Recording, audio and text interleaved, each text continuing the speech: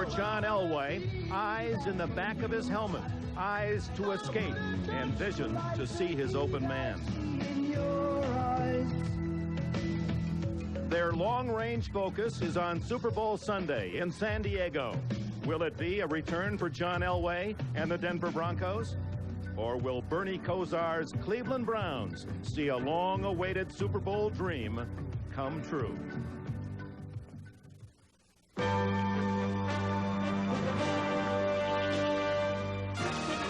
The National Broadcasting Company presents the National Football League.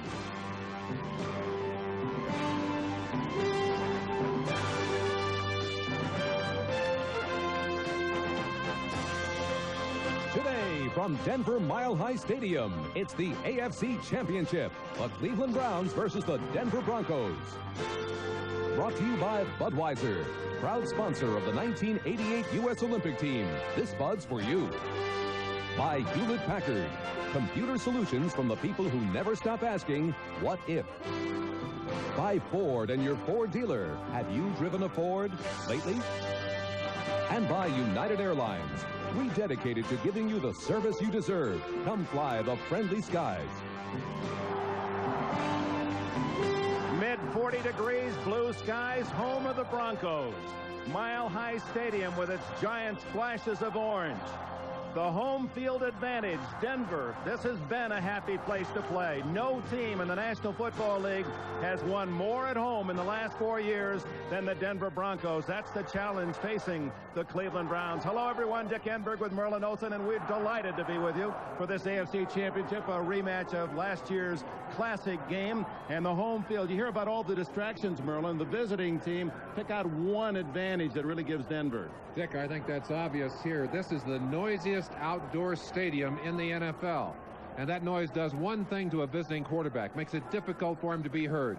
Bernie Kosar loves to call audibles. In fact, sometimes 25% of the plays are audible at the line of scrimmage. That will be very difficult for him here today. Having to shout against this loud crowd. Give us something early to look for. What do you see in this first quarter? I think one of the things we'll see very quickly is both teams trying to control the tempo of this game. And if I could borrow a basketball analogy, the Denver Broncos are going to want to play fast break football. Put the emphasis on speed and big plays. They feel they can make Cleveland play their game. They take the advantage. All right, then, Cleveland Browns, what kind of a basketball look will they offer? A different kind of look altogether. They want to get you inside, a more deliberate game, a more physical game. They want to muscle you inside.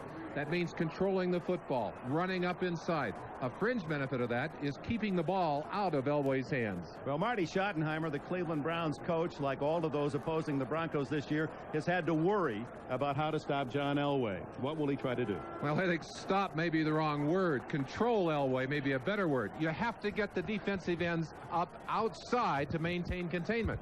At the same time, worrying about rush lanes for the tackles inside. Elway is not afraid to run that ball up inside, but he is most dangerous and makes the biggest plays when he is running to the outside and throwing that football downfield. Marty Schottenheimer, 44 years of age, his fourth year, so very close to bringing the Browns to the Super Bowl last year, only to be heartbroken on his home field. A slight underdog. And on the near side, Dan Reeves. What a remarkable job of coaching Dan Reeves has done this year. A defense that has been revamped, a series of critical injuries, and here he is back in this AFC Championship game. You see the testimony of this loud crowd shaking our cameras in their enthusiasm. The kickoff, we're ready now, and it's sponsored by Budweiser, the king of beers. Rich Carlos, who kicked the field goal in overtime to send Denver to the Super Bowl last year, only to lose to the New York Giants. And Gerald McNeil, the Ice Cube, who is on his way to the Pro Bowl, only 142 pounds of return man. I'll bet there are butterflies in place of ice at this moment for him as he stands in that end zone. Cleveland will start from the noisier end of the field. The AFC Championship is underway. It spins to McNeil at the goal line. Dropped at the 12-yard line. Tony Bodie made the tackle. Bernie Kosar, only 24 years of age, the quarterback. Ernest Biner and Kevin Mack will be the running threats. Reggie Langhorne is the fastest of the Browns. Webster Slaughter, perhaps the most dangerous. Ozzie Newsome, many times a Pro Bowler at tight end. The blockers, Paul Farron, one change. Greg Riccozzi, a rookie from Miami of Florida, replaces the injured Larry Williams. Mike Babb, Dan Fike, regarded as the best of the five, and Cody Rison at right tackle. There is a physical advantage there for this Cleveland offensive line. Let's see if they get to it early. And the crowd trying to make it tough on Bernie Kosar.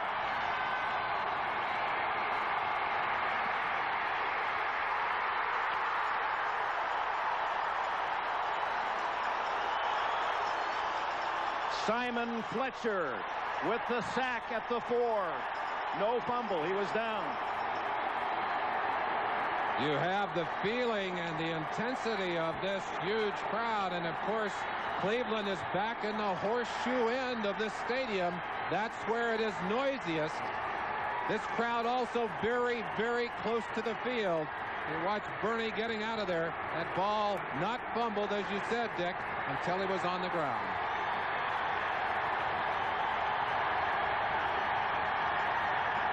Second and 19.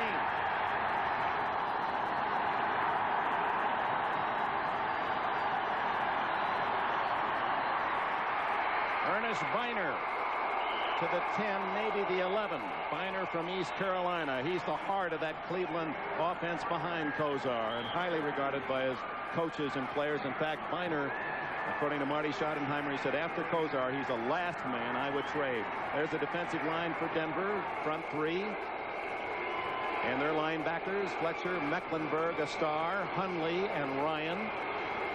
And the secondary, Dennis Smith, number 49, for the injured Harden, with Haynes and Wilson at the corners, Lilly the other safety man. Third and a dozen. Over the middle, incomplete, intercepted. It's intercepted on the juggle. Freddie Gilbert, number 90.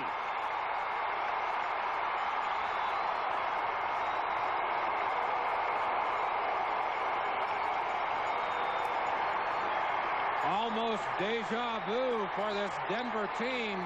The big turnover in the game last week against Houston down in that same end of the field to set them up for their first points. Watch this ball bouncing right off the hands there. Juggled once by Dennis Smith, and Lilly comes up with it. Gilbert comes up with it. They've got the shot from the 17-yard line. Webster Slaughter kicking the ball off his thigh to Jeremiah Castile, who juggled it forward to the big defensive end Gilbert. So a short shot for Elway and the Broncos to open the game from the 18. Sammy Winder, underrated but solid. Felix Wright, 22, the tackler.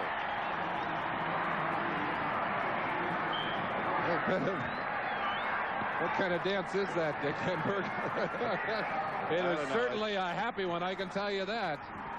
Denver concerned right now. You only get so many opportunities in a game. And right now, Denver concerned about converting this early opportunity into some points. We saw that in the earlier game. The Redskins unable to convert on some deep drives. And then late in the game, it was Minnesota inside the 10, unable to come up with the big points. Winder. Hit hard, but close to a first down. He has the first down at about the 6-yard line. It was Felix Wright again, the safety man. Dick, so very often we talk about how Elway powers this offense, but let's give some credit to Sammy Winder. Winder, so very dependable. One of those backs that rarely fumbles the football. You see him protecting it in close, and I'll tell you, he sells out. He will give you every ounce of energy he has. Ball now on the 7-yard line, and Denver looking into that end zone. 6 yards and then 5 for Winder on the first 2 carries. He's from southern Mississippi. First and goal. Not much there at all, except Cleveland white. And as they unpile, let's look at the Denver Bronco offense. Elway with Winder and Lang. Nattiel for the injured Vance Johnson. He's in the hospital. That groin injury suffered last week, hemorrhaged. Mark Jackson, Clarence Kay, the tight end, caught 2 touchdowns against Houston. Studdard, Bishop, a Pro Bowler, Freeman, Humphreys, and Lanier are the offensive linemen, and Carl Hairston, the veteran defensive end, number 78 for the Browns, injured on that last play. Big Daddy is the heart and soul of that defensive line for these Browns. 8 sacks on the year. He's not a man they would like to lose. When we return, it'll be 2nd and goal for the Broncos. He had 8 sacks to lead the Browns this year. Earlier in the year, he had a concussion, and they asked Sam Clancy what was wrong with him. He said he had a cracked brain. No, I don't think that's true. He looks like he's fine. That's good news for Cleveland fans. A loss of a yard on that 1st and goal play, so Elway looks at 2nd and goal from the 8.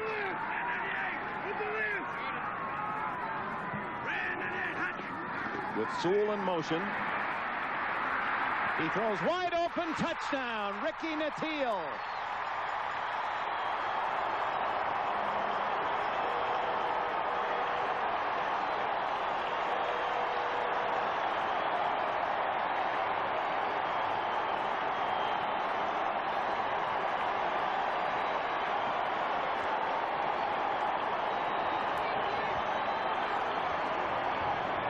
So the early turnover for the Denver Broncos. They go 18 yards in 5 plays. Elway to Nattiel, the rookie, for the touchdown, and Carlos tries the extra point.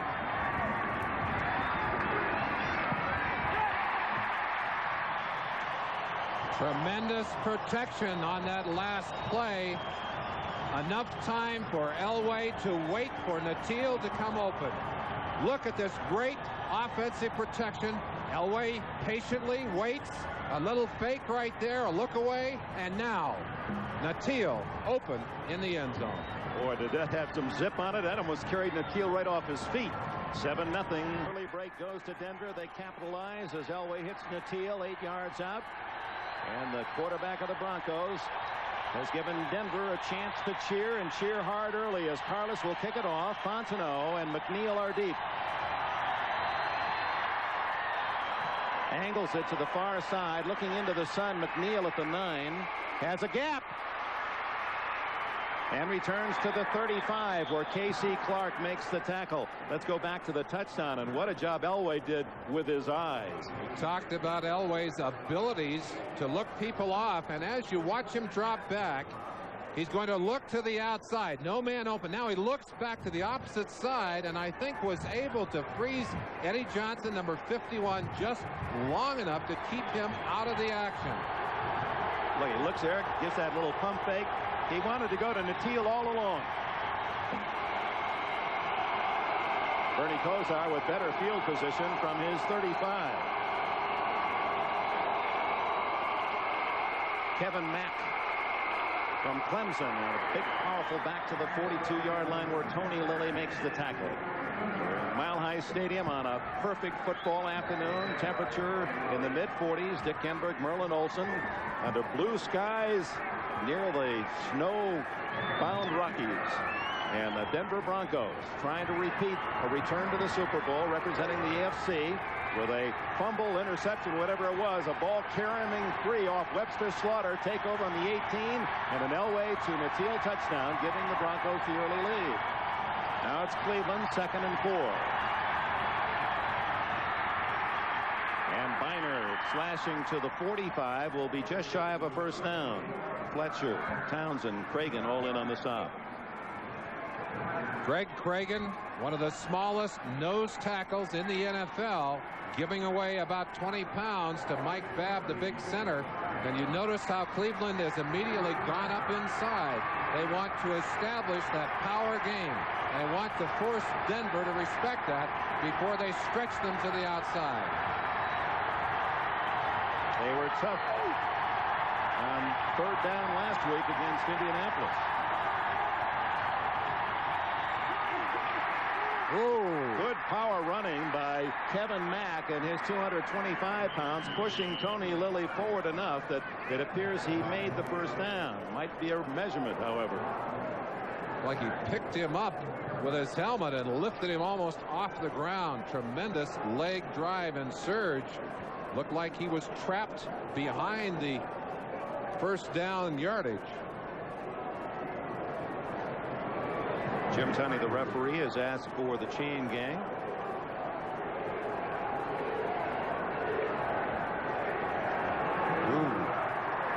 Ricky Hundley is one of the most physical of these defensive players for Denver. He's the battering ram. They need him getting upfield, disrupting the timing. You watch him as he flows with the play to the inside. He's there to help Lilly with the tackle. Just barely a first down, but that's enough. 238-pound Hundley from Arizona. Going back to your basketball analogy, he's got some beef in there trying to stop that middle game of Cleveland. Kozar, great protection, no one open. Now he flops it out to Biner, and Biner's in Denver territory at the 48. Mecklenburg with a tackle, a 6-yard gain. This is not a classic throw. That's an understatement. But who cares? Bernie Kosar gets the job done, and bottom line, what we want from a quarterback is performance. You get that from Kosar. Little shot put here, but it's just as good as a tight spiral.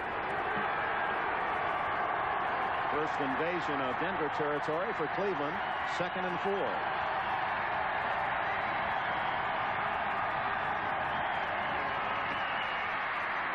Biner plowing behind that big offensive line to the 45, where it appears he's about a yard short of a first down.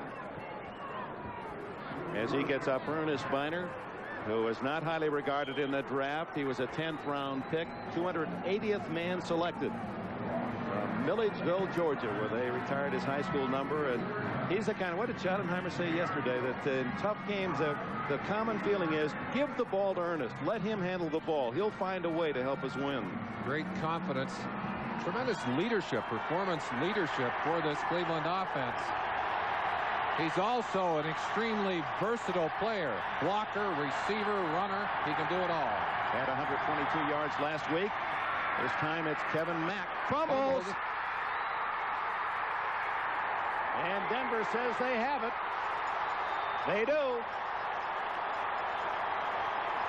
Steve Wilson, number 45. Dick, how similar to the beginning of last week's game against Houston. The stagger lead play, the turnover, the touchdown by Denver. Houston drove down the field only to turn the ball over down near the goal line. Here we see the drive. Houston driving, or Cleveland driving the football, and out in the middle of the field, Lilly strips it away, and Denver recovers.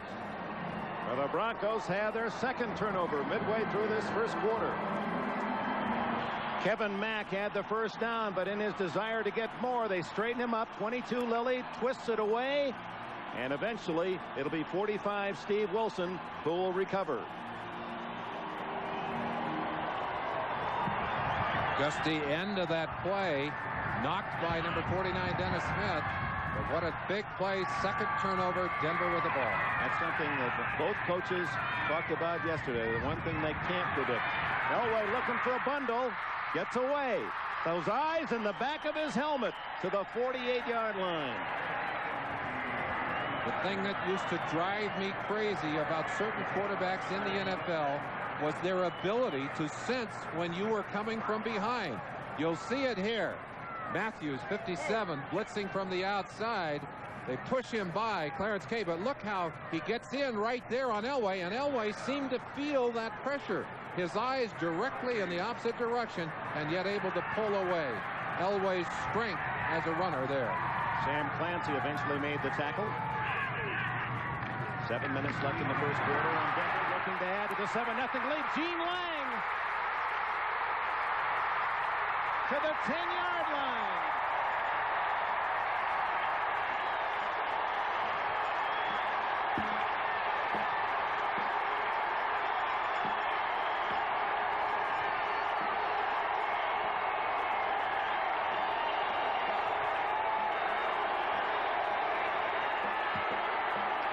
We talked about fast break football, and here it is. Denver usually throwing the football to get this kind of gains.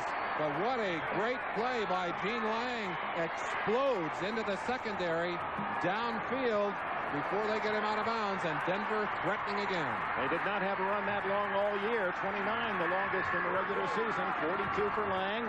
The draw to Winder, and he's inside the 5. Matthews and Mike Johnson, the tacklers.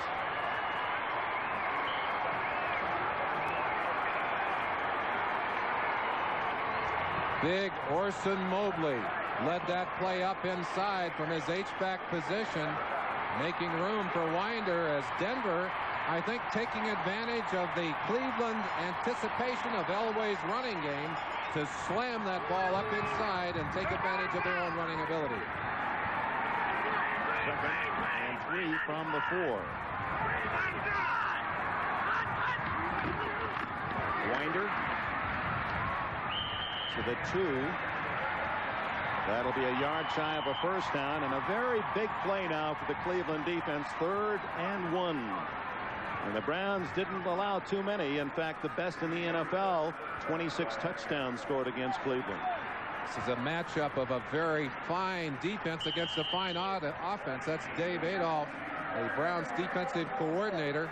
Done a fine job of improving the quality of this defense, and one of the things they have done extremely well during this year is shut down the running game. Not so here in this first quarter against Denver. Elway sneaking forward for the first down. It appears that he was able to wedge that inside the 1.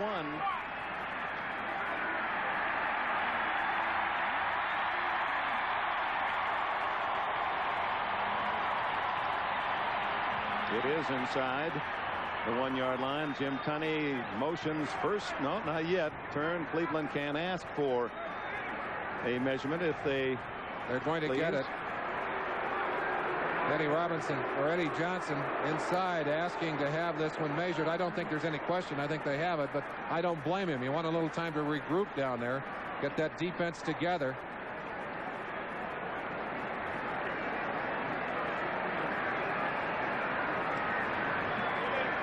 First and goal.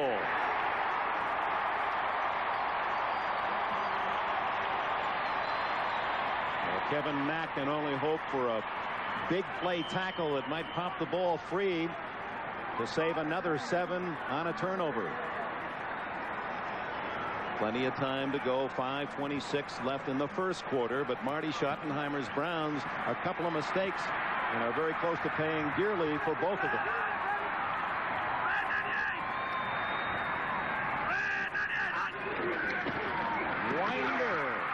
Doesn't get in. Good defensive play by Mike Johnson and Anthony Griggs. 53 Griggs and 59 Johnson.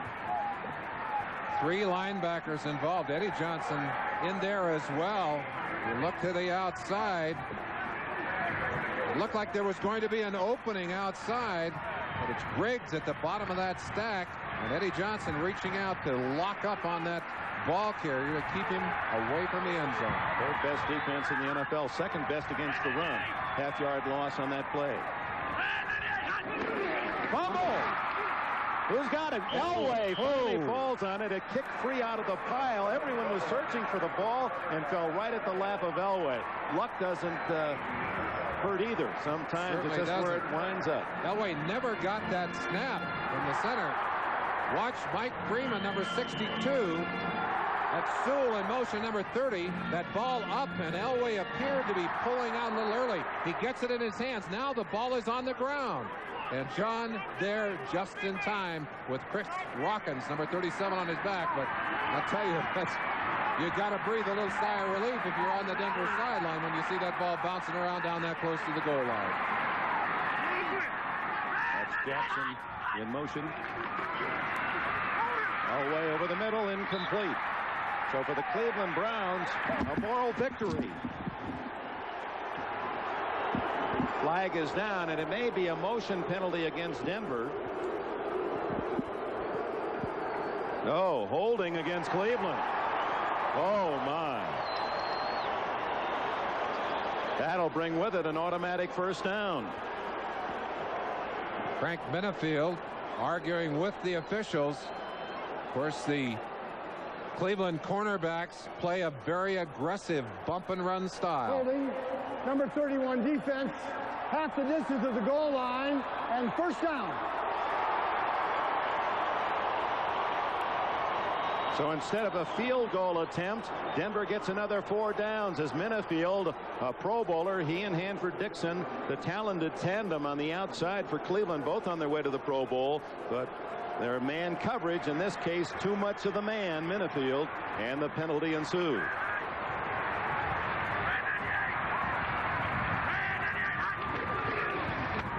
Reverse Sewell, no one there for Cleveland.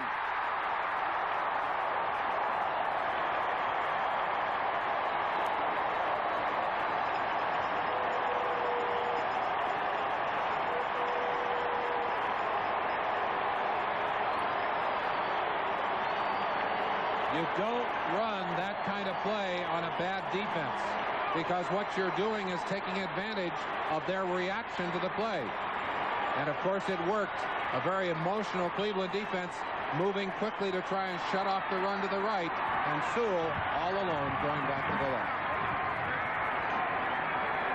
Carlos for the extra point. The Kubiak hold. It's 14-0. And that was a fateful drive for Denver. One play alone, Elway had his hands on it 3 times. Fumbled the snap, had the ball on a second grab, and then had to fall on it at the 3. And then after Cleveland thought they had stopped Denver on 3rd and goal to bring up a 4th down play, Benefield guilty of holding. And then the Broncos quickly on the reverse to Sewell get 7 points. 3 minutes, 54 seconds left in the opening quarter. His first 2 kickoffs has kicked the ball to the far corner so that McNeil, even though he's the more dangerous of the 2, has to look into the sun, and he'll try it again. McNeil coming up to the 12. And dropped at the 30-yard line. Let's go back to Frank Benefield's defensive holding call that set up the touchdown for Denver. You'll see Benefield coming in at the top of your screen right there. Stop it.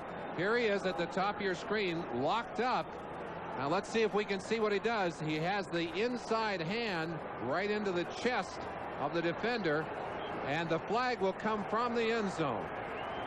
And that was during our last time out as he barked at the officials. They're the dogs, the Cleveland defensive players. They proudly have given themselves that nickname, but they didn't want to do that kind of howling today.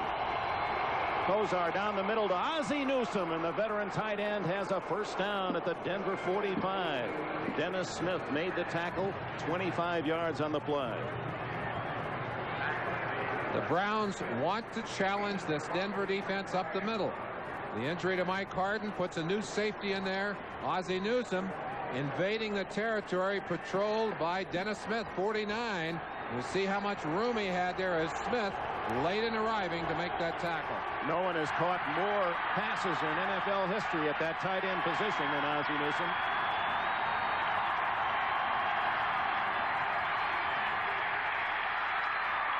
Newsome again, no flag.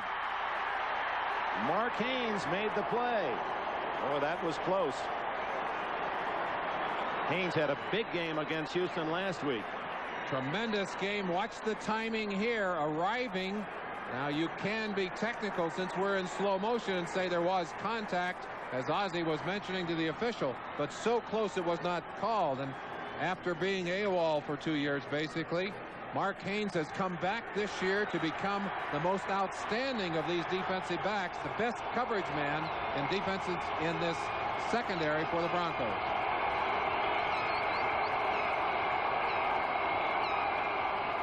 Ooh, barely got the ball to Biner, and Biner with 10 yards to the 35. Mecklenburg with a stop. Carl Mecklenburg from Minnesota. He's back to the Pro Bowl as he has been the previous 2 years. He's at the defensive end position on the left side, number 77 here. They're trying to get pressure from that side and anticipating the pass. The Browns crossing them up with an excellent running play on that particular down. Mecklenburg today will be at linebacker, He'll move inside and outside, as well as finding himself at defensive end frequently. Third and less than a yard.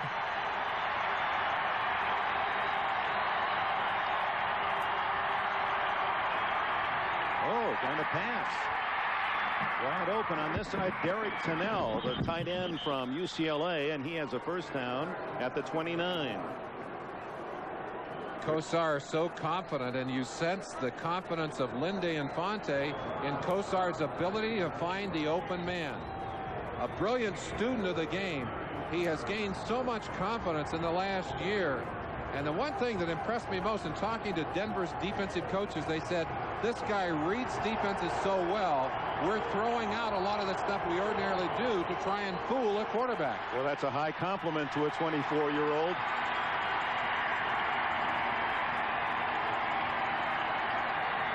First down, Biner.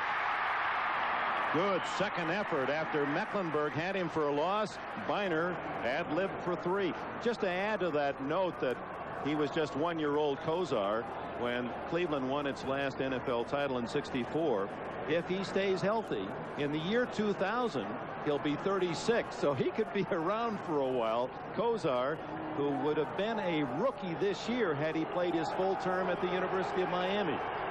What was it Ozzie Newsome said? Just think about when he gets to be an old player, like 25 or so. That's right. 2nd and 7. Browns trailing 14-0 late in the first quarter. Fake reverse. Kosar, that's going to be intentionally grounding the ball. Andre Townsend had him wrapped up. Kosar does not run well. By his own admission, he says, I'm no ballet dancer. And he also does not make that many mistakes. This in particular is a mistake because he was too obvious. Quarterback has to be a good actor if he's going to dump that football. There's no doubt about that. They've got a ball thrown the yellow. Intentional grounding of the ball. Number 19, 10 yards from the previous spot, and loss of down. That's the toughest penalty in the books. Loss of 10 and a down. 3rd and 17. Kosar didn't have time because he was being pulled back to throw the ball toward a receiver, and that's to the credit of the strong grip of Andre Townsend, the tackler. So far, this Denver defense doing a fine job of getting pressure on Kosar. Kosar, the kind of quarterback who will dump that ball in a hurry when you get the heat on him. 4 wide receivers, only Biner behind Kosar. Biner getting the call from Kosar.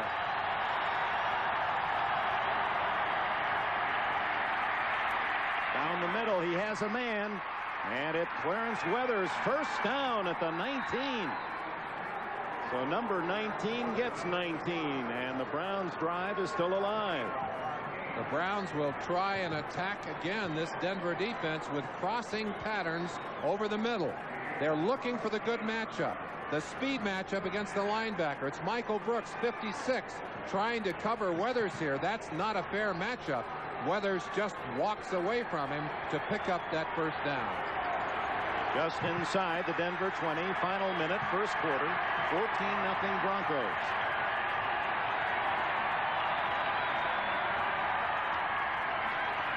And it's Biner, nothing there. Andre Townsend again.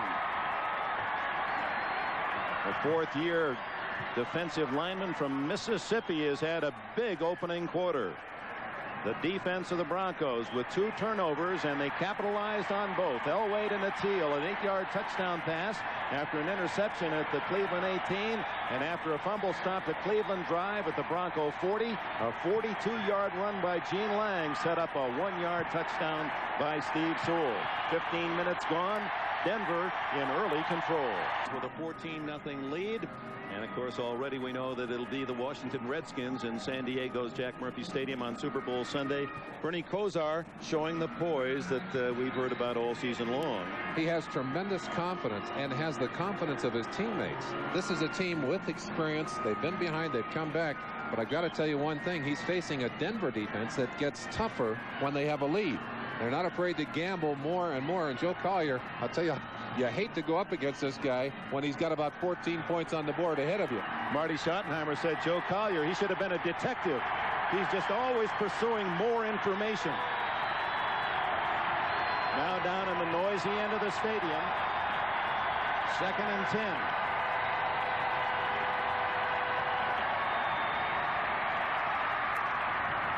Into the flat, but nothing much there for Ozzie Newsome. Give him 2. Mark Haynes, the cover man. Gilbert applying pressure on Kozar, who's sidearmed for 2 yards. 3rd, and call it a short 8. We talked about what the noise factor does to the quarterback. It also, Dick, makes it difficult for the defense to call their defensive audibles, something we don't often think about. For that blue sky and the orange, almost the colors of the Broncos.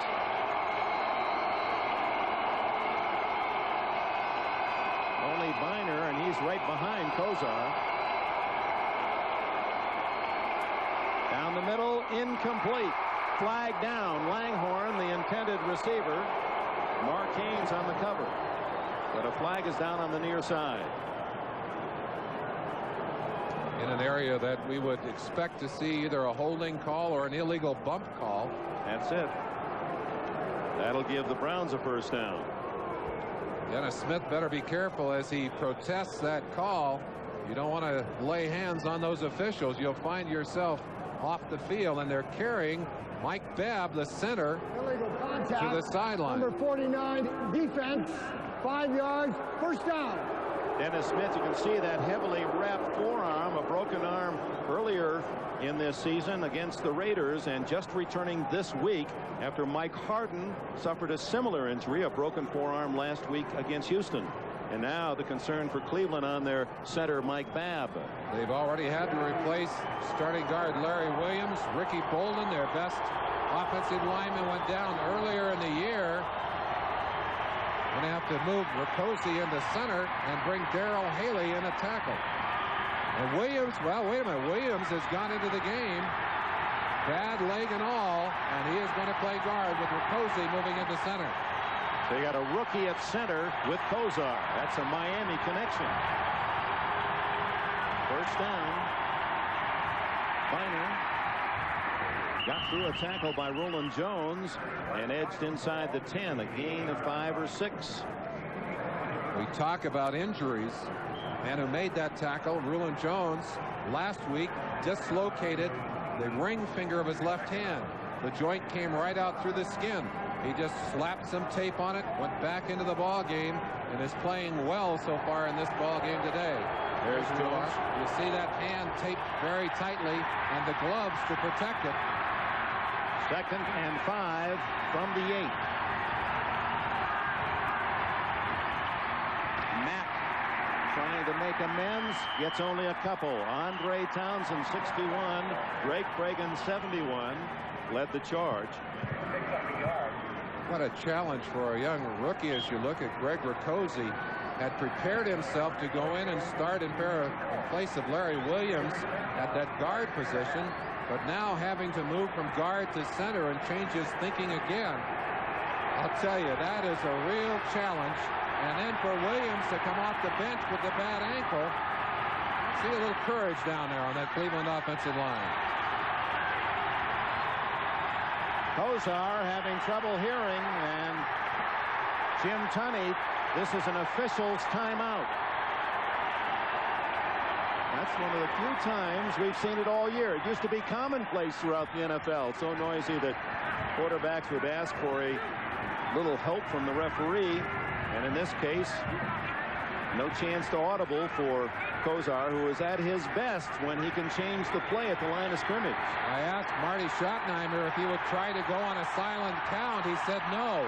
He said, we'll just yell as loud as we can for those interior people, and everyone else will have to go on the stand. Deafening.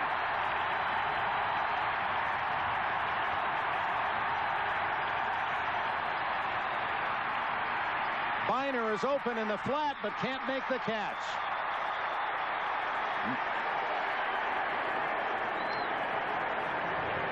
So the field goal unit comes on. Bernie Kozar wanted the end zone, but Denver denied him a receiver there. He'll just sidearm this ball out to Biner, But Biner feels the pressure. He knows he's going to get the hit from Mark Haynes right there. Mark had positioned himself perfectly. Biner did not handle the pass, and he's mad at himself. He is a very reliable receiver, but that one went through his hands. Wouldn't have been a touchdown, but it would have been enough for the first down. A 29-yard attempt by Matt Barr. And Cleveland erases the 0 on their side of the scoreboard. Make that 24 yards by Barr. And with 13 minutes left in the first half, it's 14-3 for the home team. T, the right choice. Welcome back to Mile High Stadium. Lee Johnson rooting that ball right out of the end zone, and the Broncos will start from the 20-yard line, enjoying a 14-3 lead with 13 minutes left in this second quarter. Johnson more renowned for the strength in his leg as a kickoff man than as a barefooted punter. A bit erratic, but they're proud of the way he's been punting the last few weeks. Mark Jackson to the near side. Ricky Nattiel, a touchdown maker, to the left. Elway out of the shotgun on first down. Introduced in the Bear game at midseason, a critical game in the Denver season. Inside handoff to Winder for 2. Dick, I think that's an appropriate thought. In a sense, both of these teams made adjustments early in the year that had to do with the Bears that have helped them. For Elway, it was the shift to the shotgun to try and get away from the pressure. For the Cleveland defense, it was a shift to the Bear defense, that 8-man forcing front, to help shut down the running game. And it has really helped them to improve as a defense. That was after New Orleans really ate them up on the ground early in the year. They had to change that defense. 2nd and 8. Nattiel. Elway throwing that ball more than 50 yards on the fly, but well covered by Felix Wright. What was it that Marty Schottenheimer said yesterday? He said, I was watching a tape of Elway against New England. He rolled to the sideline, and he just turned his shoulders and fired the ball, and it looked like it was just an easy pass. He said 55 yards in the air, and I said, can we run that back, please? He said, I knew it was not fair. The arm strength of Elway forces you to respect not only the width of the field, but the length of the field as well. Elway throwing only his second pass. He's 1 for 2. 3rd and 8.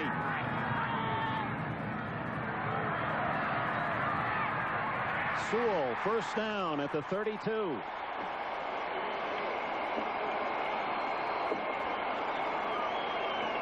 Boy, a power pass. That deep out. You need the strength of the good, powerful arm to do that. And Elway not only has the power to throw that pass, but the accuracy to complete it. Schottenheimer said he thinks Elway's 50% better, and he credits that drive in Cleveland last year. Really the making of this man's talent, really bringing him up, knowing now he is good. Winder to the 36-yard line for 4. Mike Johnson made the tackle. There's Johnson, played at Virginia Tech, a couple of years in the USFL for Jim Mora, the Stars, who won a couple of championships. This Cleveland Brown team, Ernie Accorsi, has done a great job of bringing together talent from a lot of different sources. A number of these players, like Johnson, from the USFL, some off the free agent wire. They've done a good job with their high draft choices. They have really put together a fine team.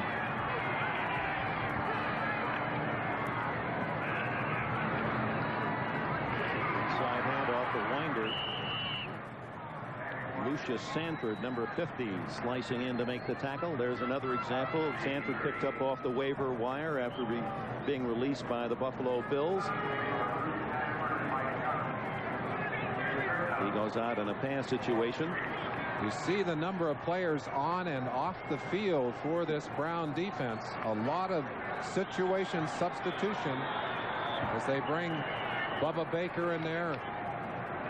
Come from the outside. Dave Pazzulli limping off. He is playing for the injured Bob Golick on the nose. Injuries looking to be a serious problem. I mean, when you go to the second man and find him hurt, Pazzulli A very, very tough customer. We're looking at his right knee. Had a big game against Indianapolis last week. An unpredictable player, according to his coach, but he makes the big plays. 3rd down and 4. Elway on a draw. He's special. 1st down at the 46, and there goes the flag. Late hit. Chris Rockins came in late, number 37. They're going to have to restrain Clarence Kay, who is furious, and rightfully so. No reason in the world to come up and take that kind of late shot. And I think maybe one reason these Denver players are so angry is because Vance Johnson was put out of the game, this game and last week's game, with that kind of late shot.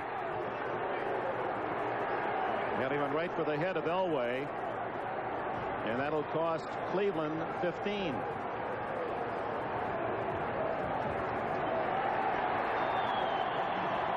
Here's the after-the-fact aftermath as Rockins pushes Clarence Kay. Now Clarence Kay is going to come right back at Rockins here in a moment. And Sam Clancy, 91. Unnecessary rough with number 37 added to the run. 15 yards and 1st down. There's the hit. Elway obviously down. Elway pretty cool. He knew he was going to get the flag on it. He just got up and headed back toward the huddle. Rockins stays in the game. 1st down at the 39. Denver leading 14-3. 10:40 left, 1st half. Again, shotgun on 1st down. Wide open underneath is Natil. He can fly. 1st down at the 25.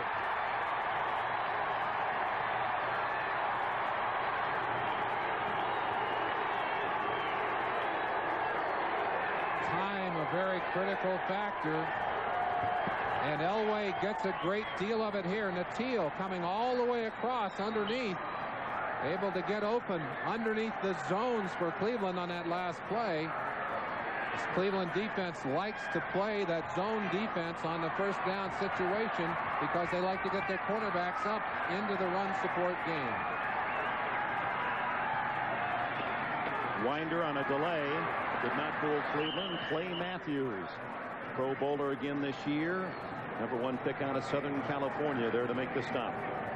Dick, I'm amazed at how well this Denver Bronco team has been able to run the ball against that Bear defense. Doing a good job of it. You look at the play selection, the Browns obviously would like to run the football. I'm amazed they haven't thrown more since they're behind. And look what Denver has done. Boy, I'd say that is out of character. Even last week, as they were way up on Houston, they were throwing the football in the 2nd half. Here, they're relying on the run game. There goes Elway.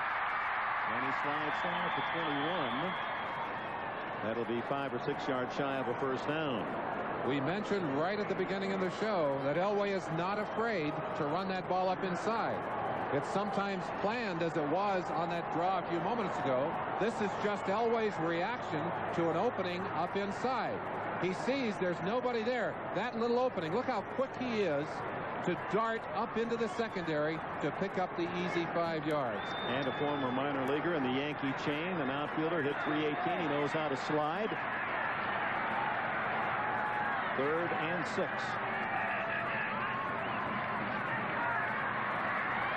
Look at the time again. Wide open, Natil to the 1-yard line.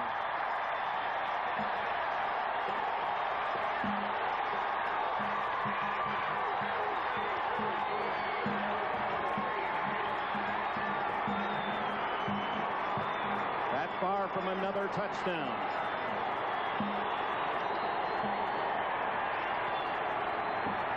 The crossing patterns are absolutely killing this Cleveland team, but it's Denver's offensive line shutting down the pass rush, letting Elway stay back in that pocket to have time to wait for those receivers to pop open.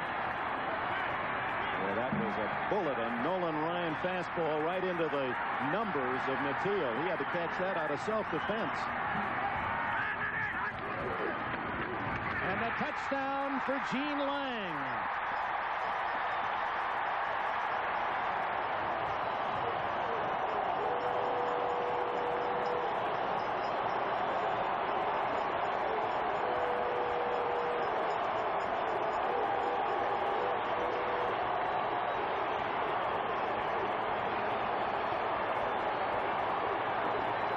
That caps an impressive 80-yard drive by the Broncos.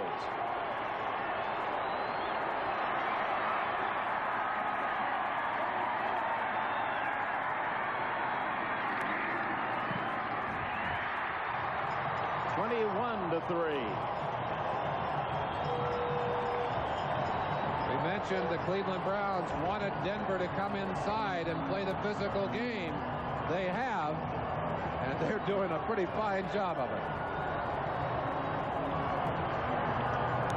With his jersey off behind Gary Danielson is Mike Babb, apparently out for the game, knee injury, and Dave Pizzulli also a knee. They don't know if he'll return. McNeil just waves that one out of the end zone.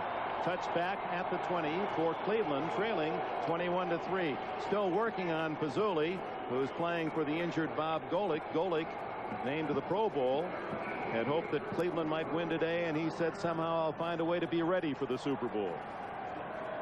Now, you're obviously hurt when you go to your backup in that critical position, and now to go to the backup of the backup. If Pizzulli is unable to come back into this game, they're strapping a knee brace onto that right knee. It would appear that he will at least give it a try. We'll keep an eye on it. Not time for desperation yet for Cleveland, but they certainly have to call on some resourcefulness. Trailing 21-3.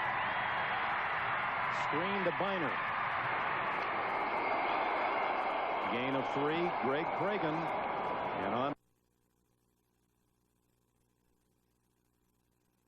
out of the way his defensive linemen have played. And we mentioned this is the smallest defensive front line in the NFL. They make up for that size with good technique. Flag down as Kozar going for that size with a lot of movement. They're slanting people, they're stunning people. They try not to give you that straight one-on-one shot. Denver with 9 men on the line of scrimmage, and a lot of them are coming, and they get him. Roland Jones.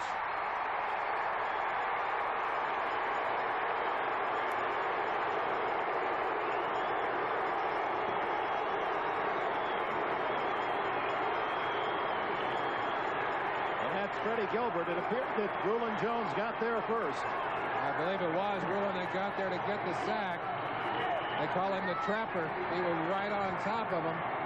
We wondered at how effective he would be with that hand wrapped tightly. Well, he's given us a good answer here with that sack.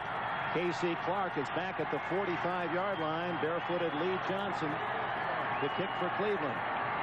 First punt of the game, and he hits a beauty, driving Clark all the way back to his 31. Fontenot makes the tackle at the 32. A 58-yard punt. Johnson out of his own end zone. Tremendous pressure being applied to Bernie Kosar, much more so than Elway has had to put up with. But again, you have to remember, when you're up by 3 touchdowns, you can afford to take the risks. And there's the sack. Gilbert was not there. It was Mecklenburg to assist Jones. To that Cleveland sidelines now, and you got to look for something very special. They certainly have to be looking for the turnover, and I think have to take some risks, although you're not certainly out of this ball game. This is a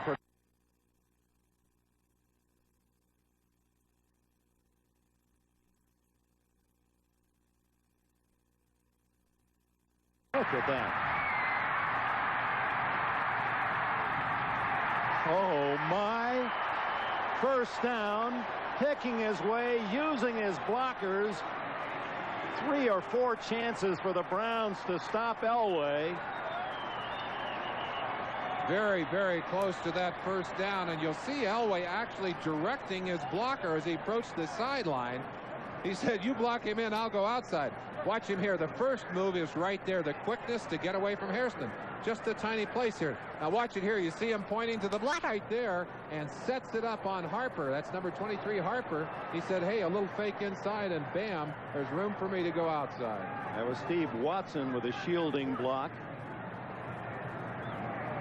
And Jim Tunney waving for his crew, the chain crew, to position, whether this is a measurement of obviously the Browns aren't happy with the spot.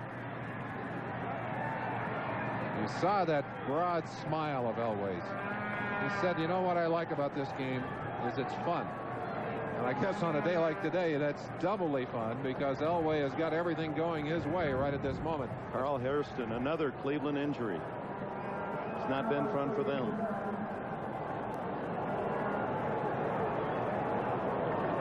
Meantime, we don't know. There's been no signal as to whether or not Elway scrambled for the first down.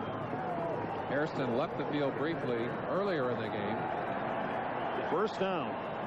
The end of that play, Hairston will go over the top of the pile right here. Let's see if we can see what happened. Hit by his own man, I believe. Looked like a knee to the hip or the stomach area. Hairston moving under his own power, but obviously a bit troubled.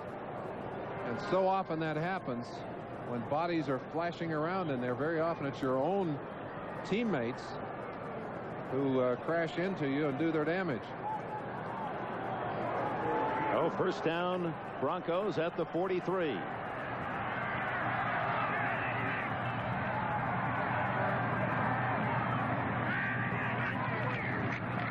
Gene Lang quick out of the blocks to the 38. Clay Matthews and Mike Johnson, two Packers for Cleveland. And an injured Bronco, Lang.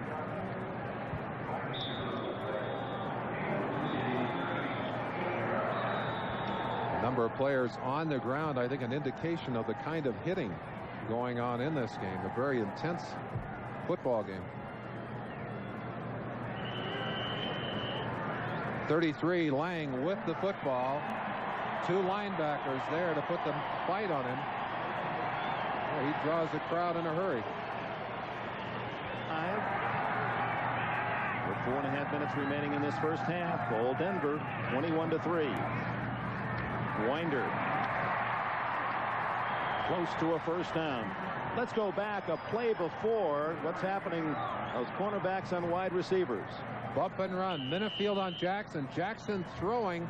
This looks like a log rolling contest. Of course, Jackson blocking on the running play.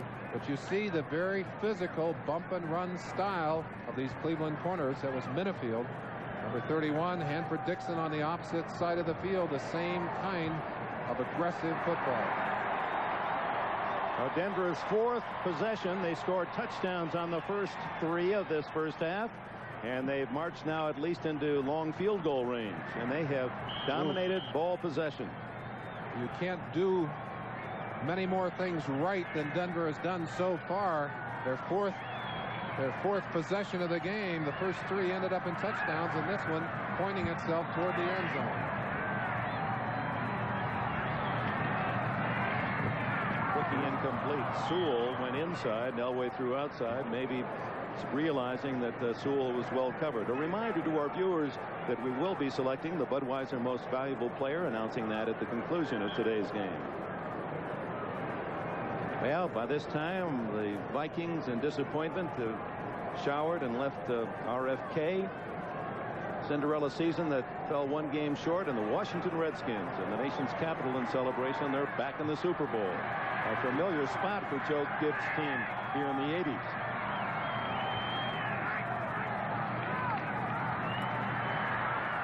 Away. Looking for Sewell. It was Minifield, 31. Closest of four Browns.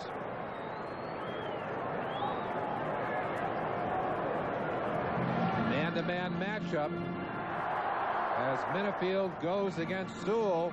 Sewell breaking hard inside, and look how Minifield matching stride for stride. Clay Matthews, number 57, a good job of reading the quarterback and getting his hands up in front of that intended receiver. In the field, his cousin Dirk, now a member of the Boston Celtics. Frank himself, not a bad high school player, grew up in Lexington, Kentucky, went to the University of Louisville, where Mark Clayton and others, his collegiate teammates. Elway wants Natil in motion. Gets away again and tries to hit Kay. Flag down where it appears a hold, and that is the signal against the mask against Denver. That was a third down pass incomplete. We'll see whether Cleveland denies.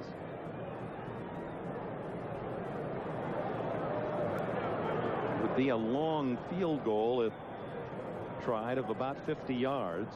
Holding offense. 54 is declined. Fourth down. Keith Bishop.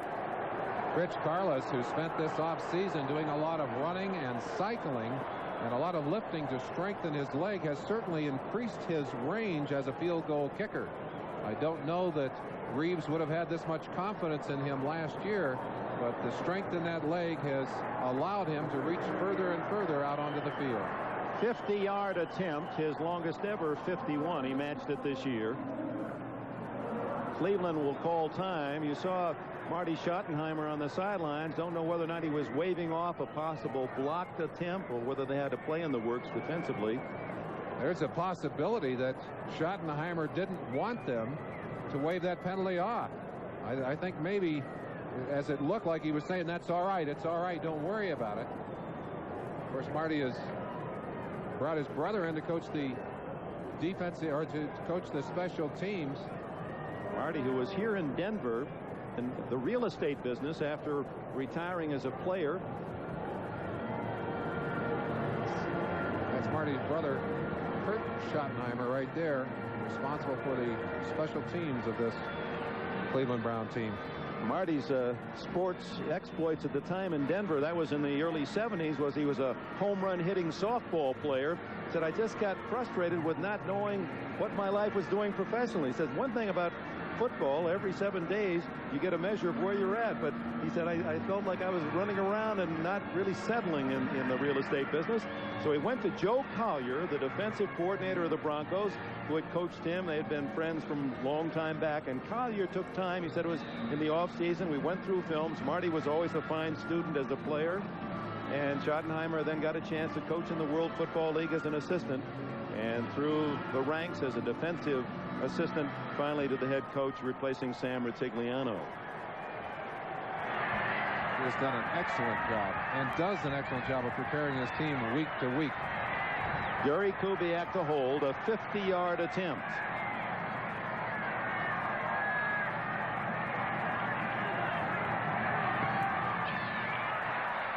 That one no good, wide left.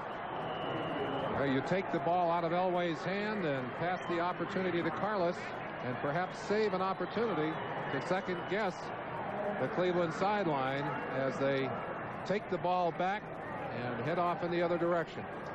First time that Denver has come away empty, and with 3.5 minutes remaining, Marty Schottenheimer recognizes how important a score would be prior to halftime, trailing 21-3.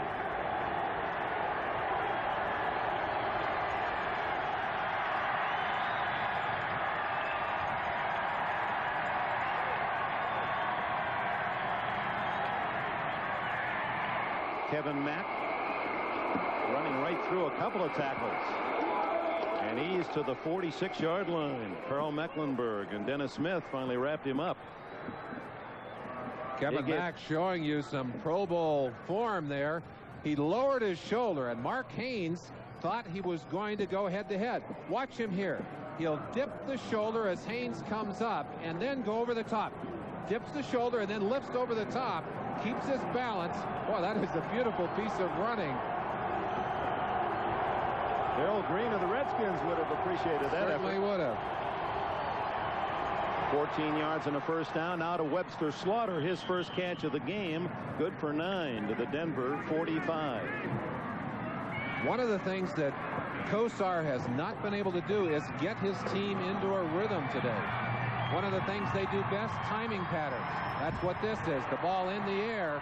Webster coming back and, of course, making the catch Not quite a first down, but at least moving down the field, getting something going here.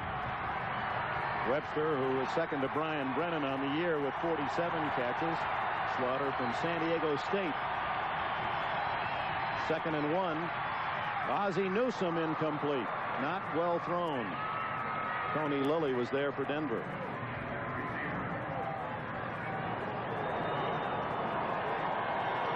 So it'll be 3rd and 1.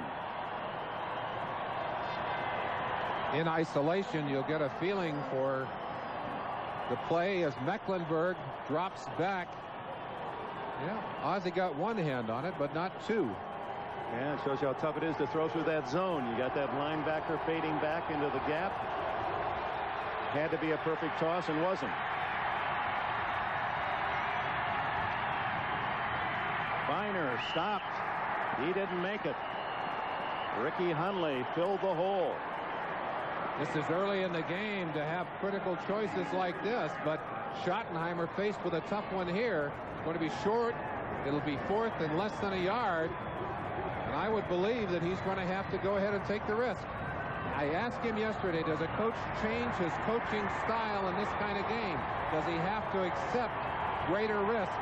He said the situation sometimes dictates that.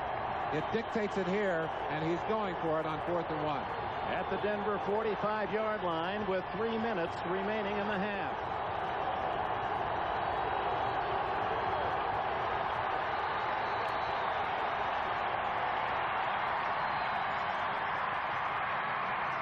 Kevin Mack gets 2 and a first down. Tony Lilly made the tackle, and that was really between Mack and Lilly. Not much left to stop Kevin Mack should he have plowed through the defensive back.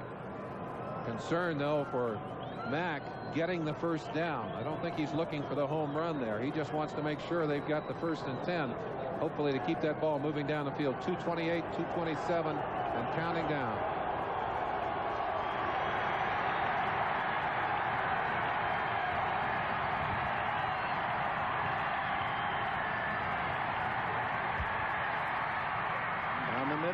Deflected and almost to teammate Langhorne. It was Slaughter, and Slaughter being pushed around a little bit, and the flag goes down. He may be ejected for that. Obviously taking a couple of swings. Felt that he had been fouled early, but boy, you can't lose your cool. And Webster Slaughter, who in his 2nd year has really become a blue chip receiver, making a mistake, losing his poise and taking the swing.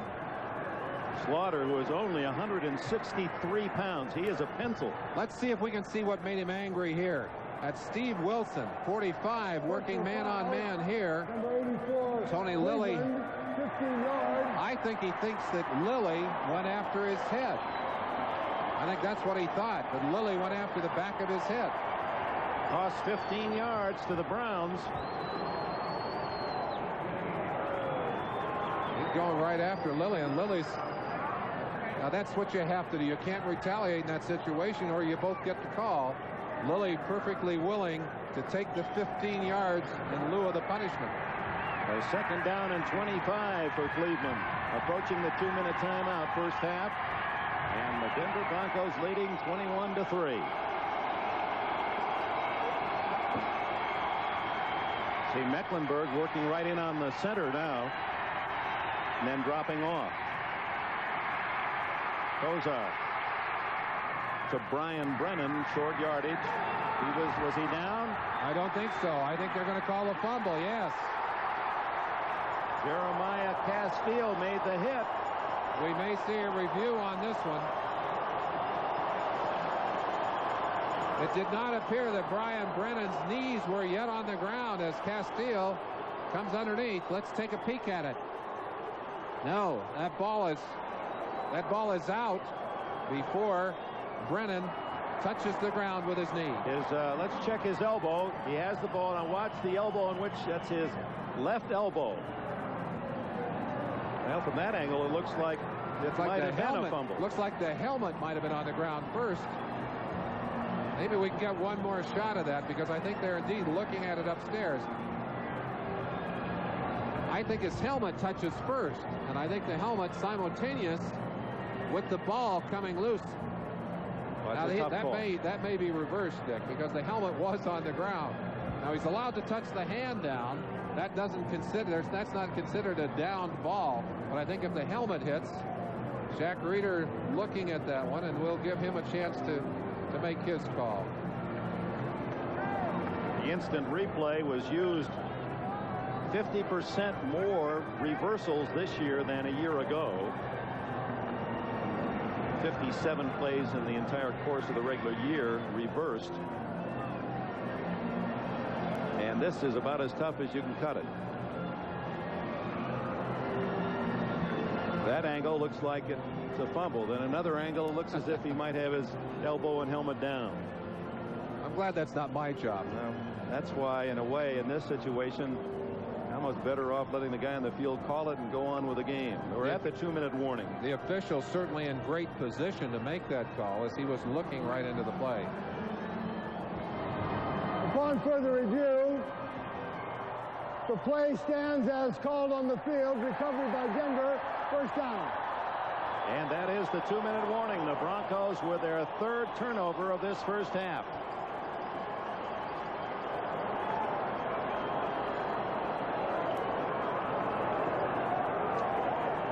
Brian Brennan. One of the things that happens to you when your team is behind, you try and do too much, Dick.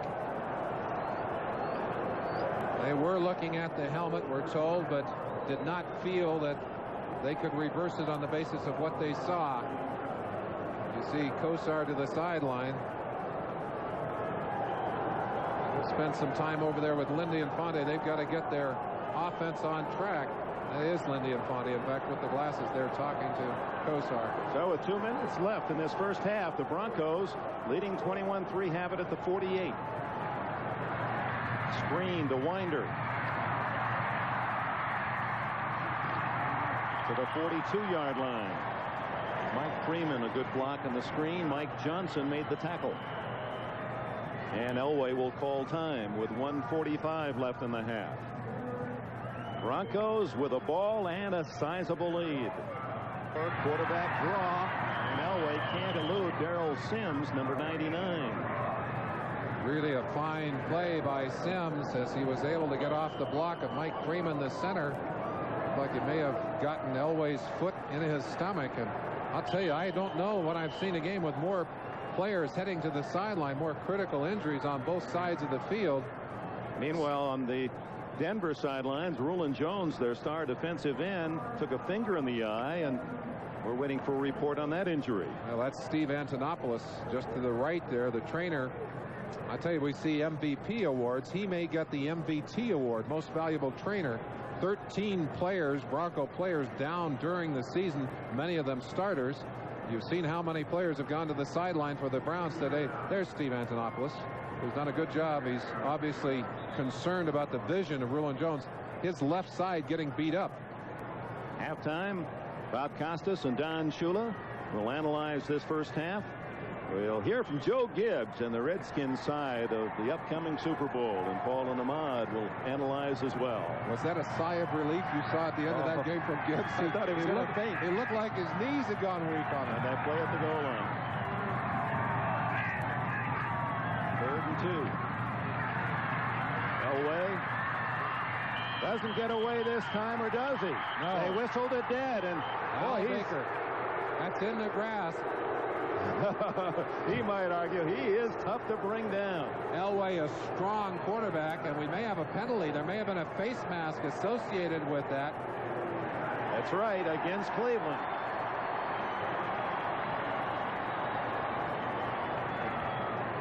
Marty Schottenheimer out to pass some word of encouragement on, or perhaps a word to the officials. Elway, again, as we said early in the day, not afraid to run up inside. Quickly here. Let's look for the face mask. Al Baker, number 60. There's the head being pulled to the side. Face mask on the defense against the quarterback. It's 5 yards. Penalized from the spot. Return to the line of scrimmage. It'll still be 3rd down. There's the mask being pulled. Baker thought he had the sack. Thought he had the man in control. Elway with his size. They call him the Duke now after John Wayne, the way he swaggers, quiet style, big and strong, great arm, and with his speed, 4.7 can outrun many of the defensive players. Can he this time? No. Number 91, Sam Clancy. Well, you talked about the basketball analogy with Merlin Olsen earlier. Clancy, a great player at the University of Pittsburgh, where he left the Panthers as their all-time rebounder.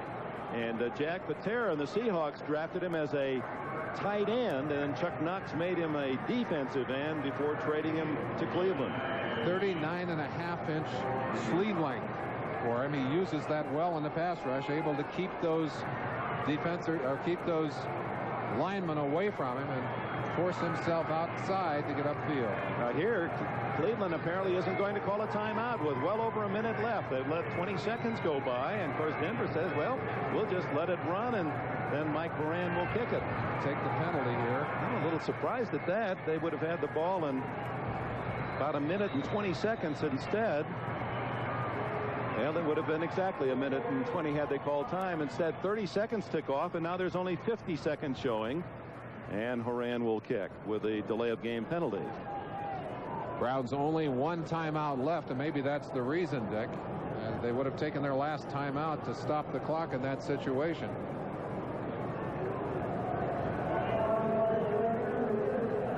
I would believe that the Browns have to go in and try and block this kick. They've got to try and turn the momentum of this game. They certainly have not had the big play drop in their favor. So far, Denver not only getting the breaks, but taking advantage of them. You see Dan Reeves on the sideline, has to be totally pleased with what his team has done in the first half of this football game. Reeves in his 11th championship game as a coach or player. He says the ones I remember were the ones we lost.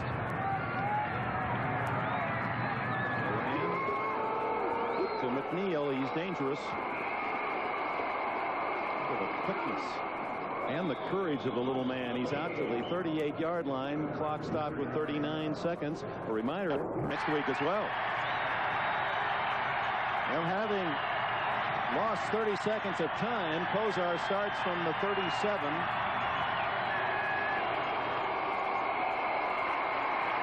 Underneath the Biner to the 48-yard line. Kozar will be up quickly, 30, and he calls his last timeout. 29 seconds on the clock. Cleveland will use their last timeout. Bernie Kozar goes to the sidelines to talk with the coaching staff, trying to come up with some magic that might at least allow the Browns another three-point try. There's Gary Danielson in the ball cap. The veteran quarterback said, I have so much admiration for Kozar. He said, I felt it from the very first time we had a meeting together, a team meeting. He said, I was about to ask a question to the coaches, why would we want to use that play? And Kozar, a raw rookie, raised his hand, 22 years old, said, wait a minute, what's the theory behind this play? He said, I knew right then I'd like Kozar. Danielson nodding his head, agreeing with the call that was made. Kozar really being tested today. They say he is unflappable, but he's working against a man who's been here coordinating defenses for 19 years, Joe Collier.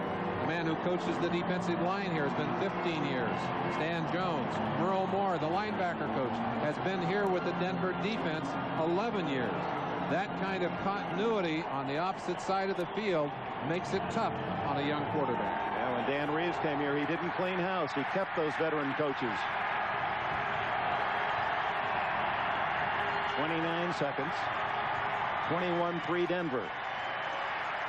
Down the middle for Brennan, incomplete. Brennan had a step on the defense. Kozar trying to get that ball out in front of Brennan, one of the small possession receivers who been so productive. And Dick, you said it earlier in our conversation, except for the great drive by Elway, Brennan would have been the hero of last year's game between these two teams with a catch that put his team ahead. The final minutes of that ball game. The first and 98 ensued, and the drive, as they call it in Denver, led to the overtime and the win. Believe me, they have been reminded of it in Cleveland many times too. Webster Slaughter. He's in field goal range, but then can they get the field goal unit on? They've got to be able to get down and throw a quick pass and freeze the clock. It's counting down. I think they'll be able to do it. Throw it out of bounds. No, just to the ground. The new rule permits it. And with 4 seconds left, that allows Matt Barr and the Browns kicking team to come on. They hesitate for a moment.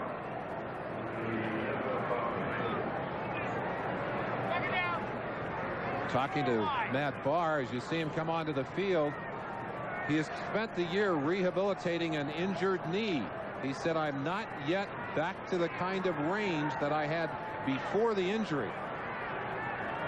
Marty Schottenheimer said we really are confident of anything he kicks out to about 45 yards. Well, we're just outside of that 45-yard range. It'll be just a little over 45 yards. He connected from 24. And this one will be no good. Plenty of leg, but it's off to the right. And so ends an all Denver first half.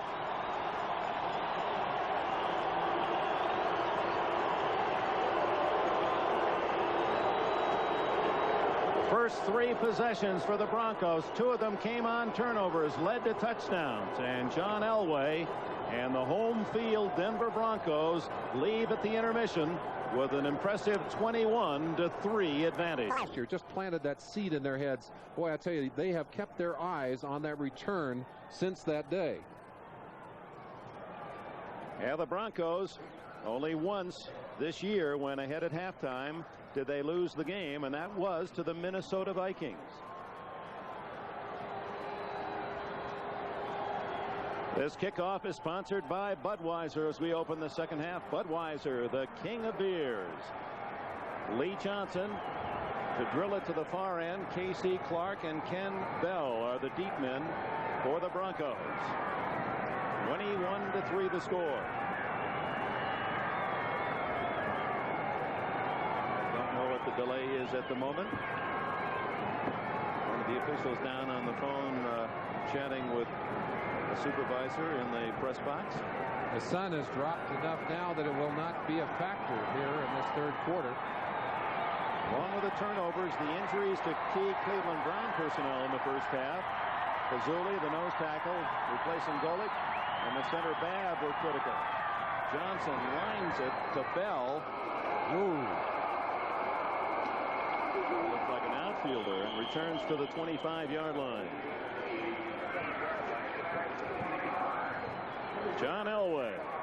The statistics not all that impressive, but if ever 30 minutes again was a microcosm of Elway's season, don't judge the man by his numbers. They often lie. The statistics do lie, and of course much of Elway's value can be found in those running statistics. He has run so effectively in this first half. And in defending Elway, you open avenues for other people. Winder and Lang running the ball well in the first half. Elway has 30 yards rushing already in this game.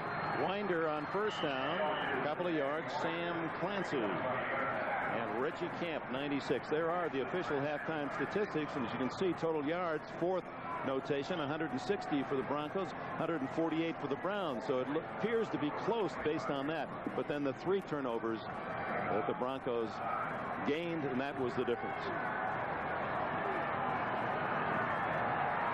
Elway on 2nd and 9. Sewell in motion, the all-purpose back. Elway's going to throw to him. And he's hit hard at the 27. Sewell, one of the many injured who returned in time for the late season and playoffs, fractured his jaw against the Raiders. We have a penalty flag on the far side of the field. I believe they're going to call that one back. Winder shaking his head over there. I don't know whether he was in motion, moving up too quick. What? We'll let it. Jim Tunney tell Holding, 23 offense, 10 yards, still second down. Winder, who has led the Broncos in each of the last 5 years in rushing, at 741 yards this year. Denver not getting the benefit of their usual field position here, and I'm sure Cleveland hoping to shut them down here, get good field position for Kosar in the offense. To the shotgun goes Elway at his own 16. center screen to Winder. Down at the 24-yard line, Mike Johnson makes still another tackle along with Eddie Johnson. Not related. Eddie Johnson's wife, Ramona, who is a star shortstop on the Georgia State Softball Championship for 3 years, last weekend against Indianapolis, she had labor cramps at the stadium during the game and then presented Eddie Johnson with a new daughter just before midnight. Fazuli apparently will not play the rest of the game. Still on the sideline. I think he would have been in there to start the second half if he was going to be able to play at all. 3rd and 11 for Elway. There's that Tarkenton roll, and then the throw downfield, intercepted. Felix Wright at the 35. Tackled by Sewell, and the Browns have their first turnover. And Elway, that might have been a case in where he tried to do too much, Merlin. John Elway finally making a mistake, and on that Cleveland sideline they're saying, well, it's about time we got something on our side. A Denver first half. Watch Elway as he turns the opposite direction. What this does as he spins away is takes the angle away from the pursuers. And Elway again getting extra time, simply throwing that one into a crowd of white jerseys. He does not throw the ball that badly very often. So Bernie Kosar and Cleveland set up at the Denver 35.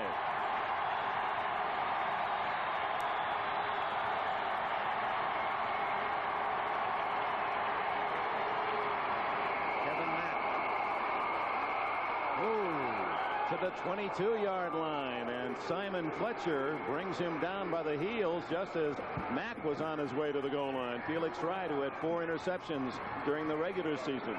The right place. You wonder why Kevin Mack is going to the Pro Bowl. Watch him run with the football. Brings back memories, those great Cleveland fullbacks of yesteryear. Marion Motley comes to mind.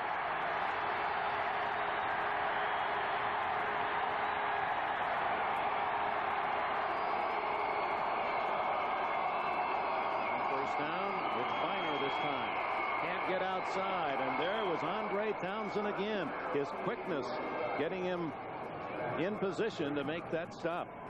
4 yards on the play. The Browns hoping they can repeat their second half performance of last weekend. But that was a different place against a different team. Certainly was. They didn't have to contend with this crowd, and right now Kosar going into the noisy end of the stadium and trying to get his, you see him communicating here, trying to get the word out to his wide receivers. 6 seconds on the 30-second clock. 4, 3, 2. Throwing for Langhorne, touchdown, Reggie Langhorne, and the Browns have capitalized.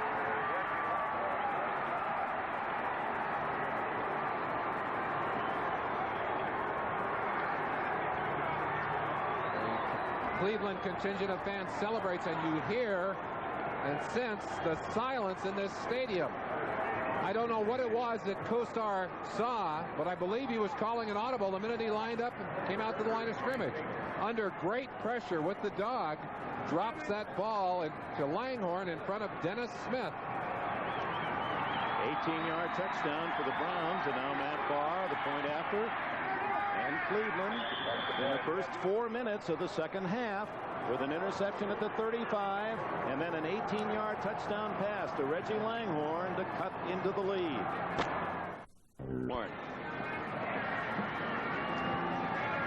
The pressure from the defense, Rulon Jones right up the middle against Kosar. He had to throw right through that defender, and Langhorne, who had a touchdown reception last week against Indianapolis, had only one all year, has picked up 1 each in these 2 playoff games. He is the fastest of the Browns at 200 pounds. They say he can run a 4.36 40. Now that is flying, and you saw that kind of speed on that last play. Now let's see if the Browns pick up any momentum defensively off that touchdown early in the 3rd quarter. Johnson hits it high and deep. Ken Bell will not run it out. So that'll give us a chance on the touchback to go back to the touchdown. A chance to watch Langhorne. He's just going to bring it right down the field and cut it in front of Dennis Smith. Here's Rulon Jones, the man that brings the pressure up the middle. Watch the play as it develops. Good job of Kosar staying there, and they're able to get it over the secondary, over the safety, who did not react well to that football.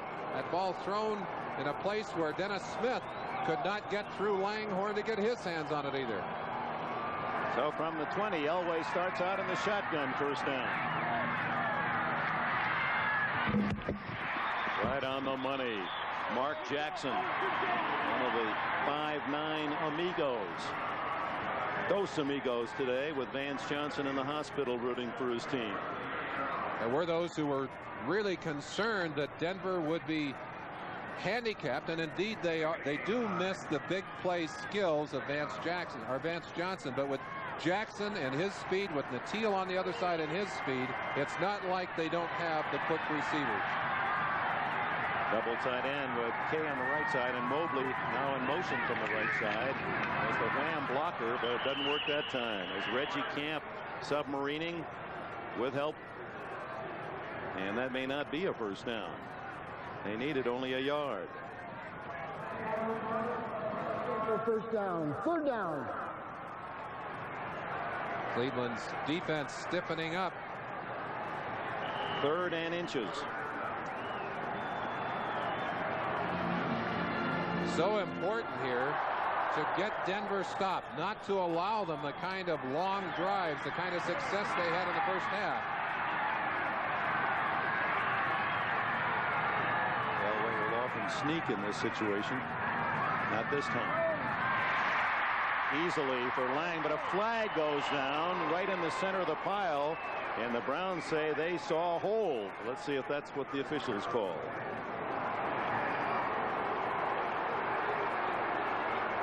Well, there's an interception, then a key penalty. And suddenly, things that were breaking all the Denver way go for Cleveland. Holding, offense, number 62, 10 yards, still third down. Mike Freeman, the center.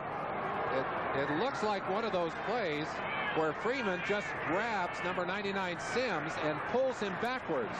You see him there just grabbing and pulling Sims backwards away from the line of scrimmage. Now, very often that is not seen, but this official happened to be right in the right spot to drop the flag on it. Well, had the ball carrier not gone right through that hole, they might have overlooked it.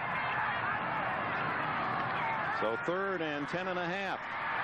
Elway runs into his own man and finally throws it complete to Jackson, who gets a first down and more. He may go all the way.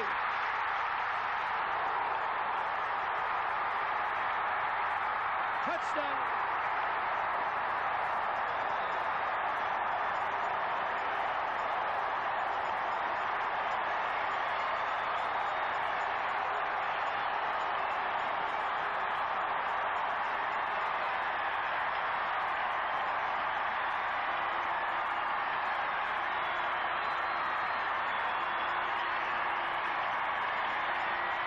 It matches his number, and he did much of it himself. That was just a little comeback pattern looking for the first down. The longest touchdown play in postseason history. Marty Schottenheimer said yesterday in our conversation the thing that he feared most about Elway was the unknown. He said you can do everything right defensively, and he can still come back and kill you. Well, that illustrates the point beautifully.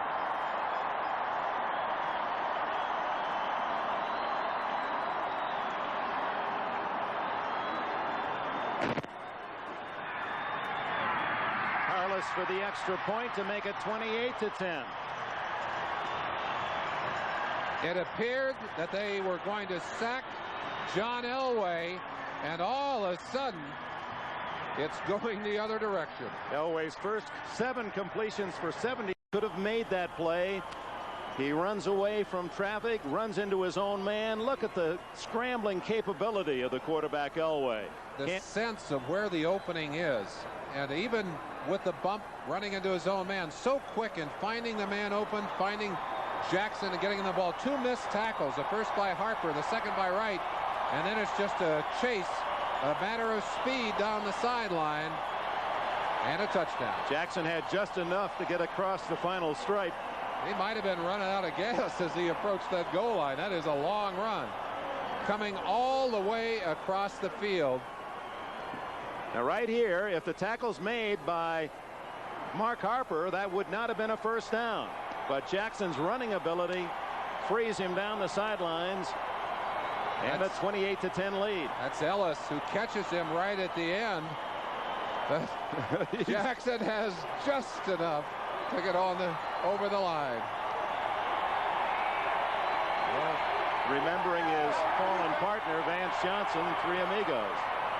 Well, Carlos watches the ball fall off the tee as they approach on the kickoff. Gerald McNeil and Fontenot are deep.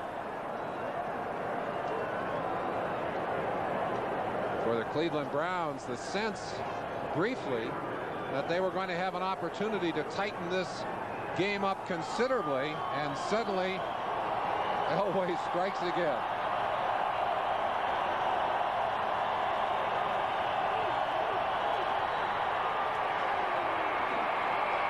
McNeil lets it go out of the end zone. You almost wonder if Schottenheimer's coach would like to see him take a chance on those low long ones with his great open field ability. Now Bernie Kosar, trailing 28-10, takes the field. There's a little better look at the shoes or the backside of Mark Jackson. I'm sure that the Vance Johnson from his hospital bed and probably tickled to be remembered, but he'd rather be out here, I got to tell you that.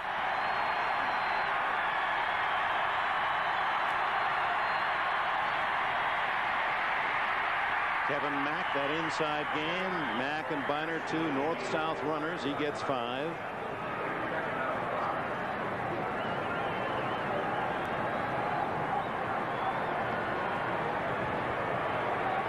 Dick Dolak, one of the officials on that long run by Jackson, trying to stay up with the play, blew a gasket and pulled a muscle. And so Jerry Seaman, who is a referee in the regular season, is now working as a back judge.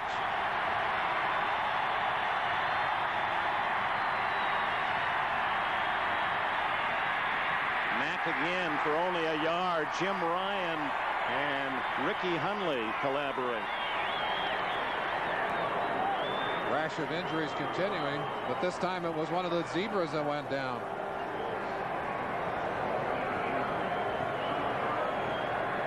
The winner, in case you're just joining us, will meet the Washington Redskins, who won 17-10 in a game that was decided in the final seconds, with the Vikings down inside the Redskin 10 and unable to complete a pass on the goal line. 28-10, Denver leads. 8 minutes left, third quarter. Biner complete at the 37. Rick Dennison made the tackle. A luxury that Kosar has not had a great deal of today. Plenty of time to wait for the receiver to come open. Biner out of the backfield.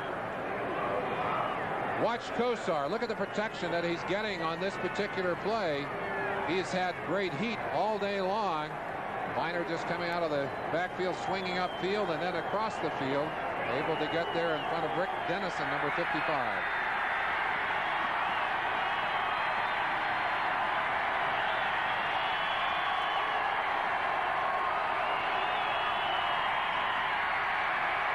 Kosar wide open is Langhorne, and the saving tackle by Dennis Smith. And that appeared to be a breakdown, Merlin. He was all by himself, but he appears to be injured. He's bouncing back up. He took a real shot in there. One of the questions that was asked in terms of continuity, this Denver defense has made so many changes. Losing Mike Harden, I think, has hurt them. And I think Dennis Smith, the safety, is the man who's supposed to be over there. There he is, but late. Perhaps a recognition error on Smith's part to bring him late into the picture. 29 yards on the play. First down, Denver 33. 7 minutes left in the third quarter. Kozar to Biner. Well thrown. Ernest Biner. Touchdown. Oh, was that a touch play by Kozar? We've seen the power game of Elway. There is the finesse. That's just like a little easy free throw that he tossed up there and led Biner perfectly. Beautifully done. The other thing that Kozar did very well was to measure the line of scrimmage. He knew exactly how far he could go and how much time he could take without crossing that line to make that an illegal pass. Awareness. Boy, I tell you, that's a nice play for the Cleveland Browns. And Denver's defense can't afford to give this guy much room. Barr adds the extra point with 6 minutes and 50 seconds left. It was a 32-yard touchdown. Hardly throw that a pass or even a throw, just a little soft jump shot. Time for the great taste.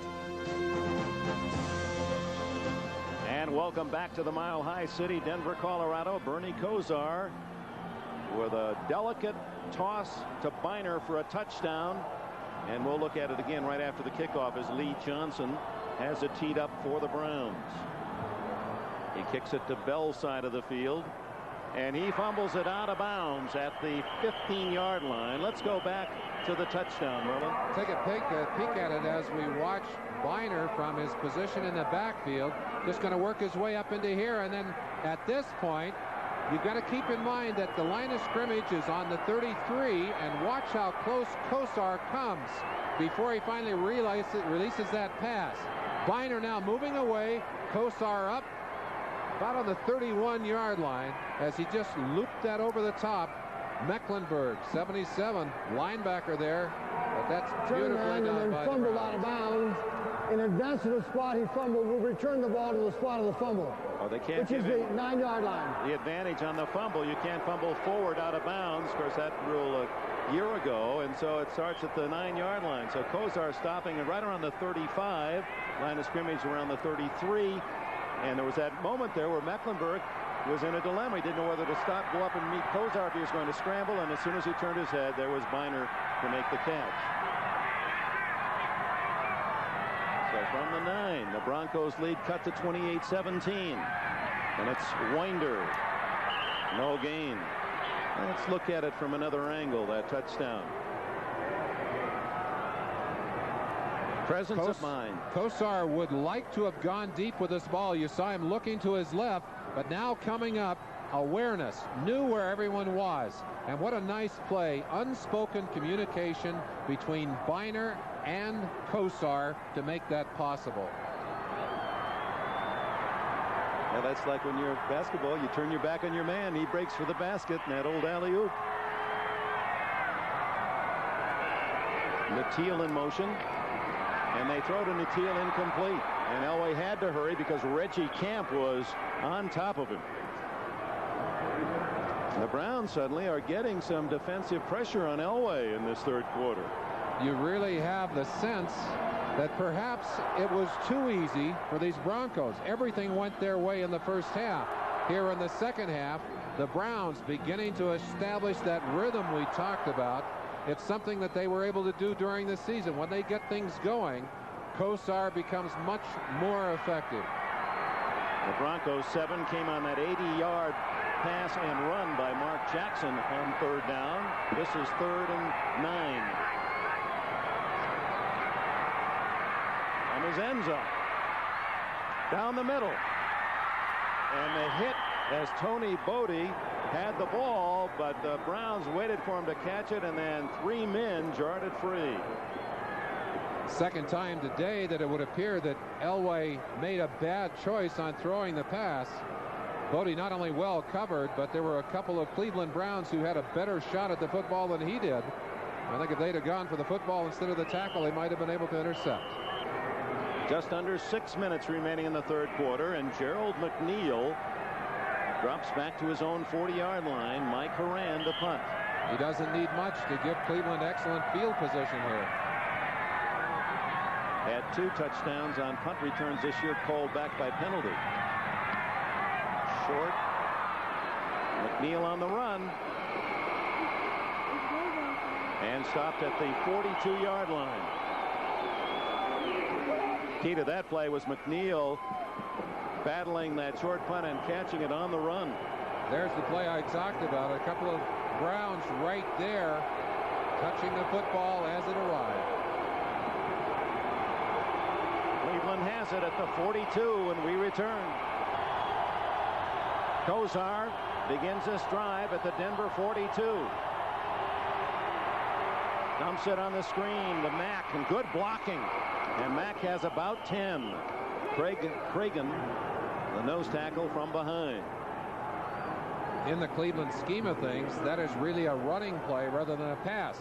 They do not run the ball with a sweep very often, but they'll run the backs out with a nice motion and flip them that quick toss and sweep the ball outside that way. Bob Golick with that injured arm, the cheerleader on the Brown sidelines. Each time they come off, he's there with encouragement. 2nd and 1. Oops, movement in the line. And Townsend reacting to it. Question of whether someone moved Fike, the guard on that side. Paul Farron, and I believe. Defense, 5 yards. So no one did move, and Townsend, overzealous, picks up the 5-yard penalty. First down, Cleveland. Dick, one of the things we have not seen today would be so many offsides calls by the defense against Denver's offense. You remember last week, Houston offsides on defense 6 times as they were apparently being drawn, or said they were being drawn, by Elway's cadence and his motion. A little concern from Dan Reeves here, who feels things turning the opposite direction. Kozar looking for Slaughter. And a juggling catch at the 10-yard line. They say he stepped out at the 12. First down. Boy, that ball was hanging out there, though, very close to an interception going the other way by Wilson. Slaughter using his speed to run Wilson off and then coming back to the ball, and that's what saves him here. Had he not come back to the football, that one might well have been intercepted. 16 yards to Slaughter on the catch. First down at the 12 with 4.5 minutes remaining in the 3rd quarter. And suddenly Cleveland threatening to make this a battle.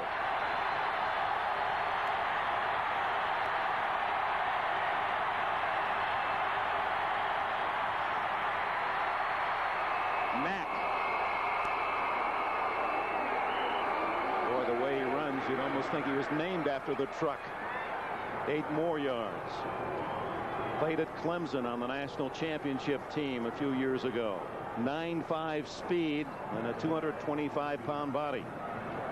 Already have more yardage here in the second half than they had in all of the first half, and they did not do that badly at moving the football. But the secret here has been good field position and the ability to put it in the end zone. 2nd and 2 at the 4.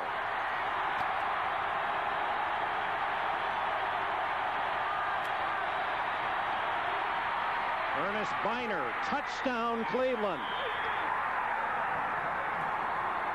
Biner's 2nd score of this 3rd quarter.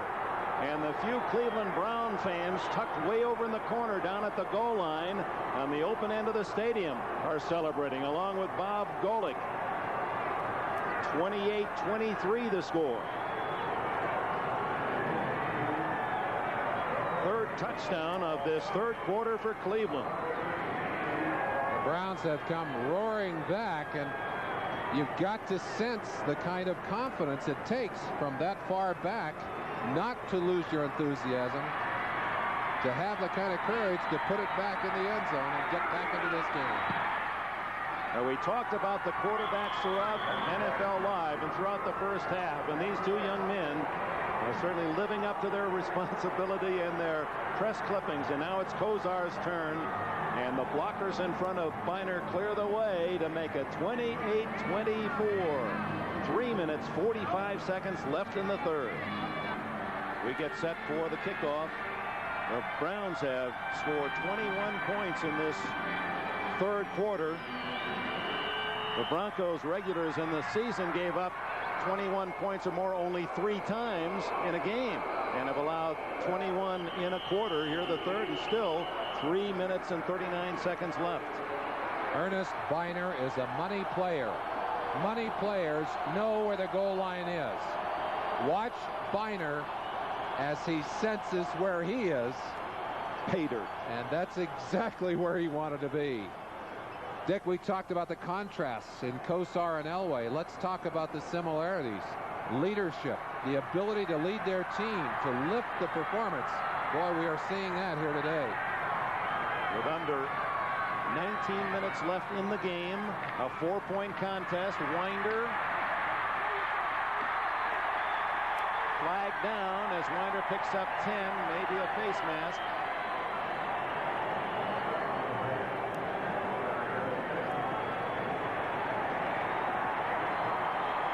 Winder with 60 yards rushing in this game. And he never. Number 99 defense, 5 yards, added to the run. It's a first down. Again, Sims to the 35. And Merlin, when we talk about, well, let's go back to the face mask. Take a quick peek at it. Sims playing for the injured Dave Pazzulli. You see him reaching in, getting whatever he could to try and get the tackle, get it stopped. But those penalties are very costly.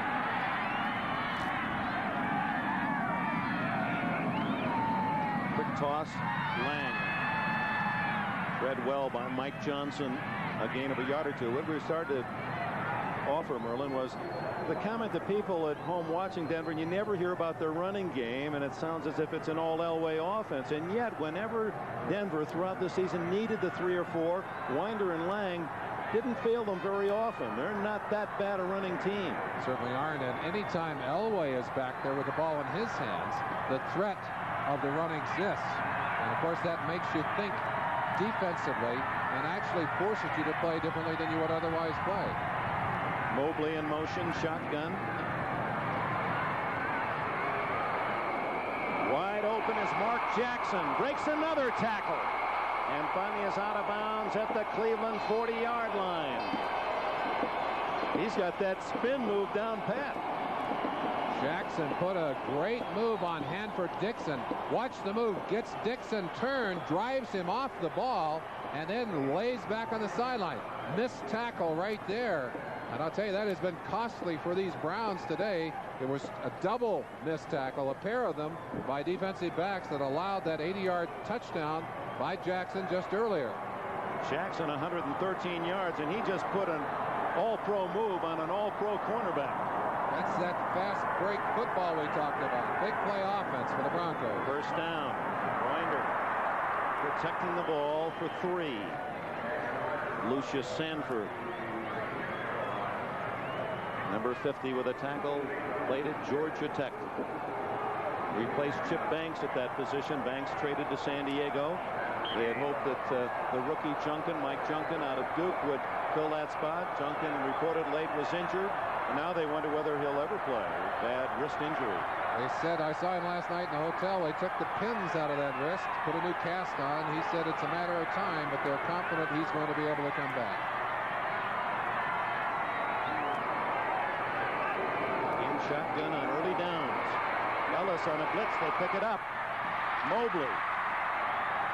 The giant tight end with a first down, leading to the 29. He's hurt. So is the Cleveland tackler, Harper. That is a mismatch. Harper's 174 pounds, and Mobley's about 274. Mobley has been described as a 265-pound guard, often used as a blocker, but as a fine athlete. Let's see if we can see what happens at the end of this play. Lucius Sanford, a hit there, and there's the leg doubled up under Harper.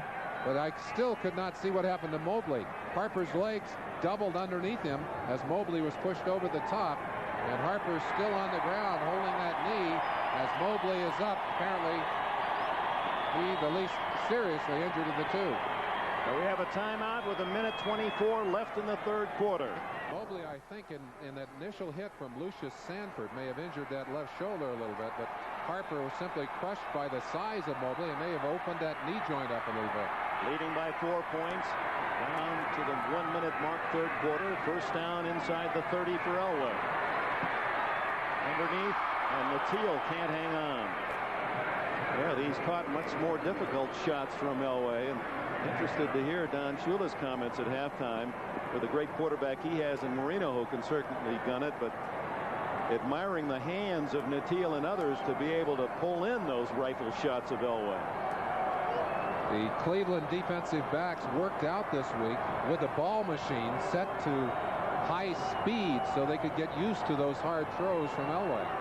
Working out at Albuquerque at the University of New Mexico during the week to be on the same time zone and same altitude.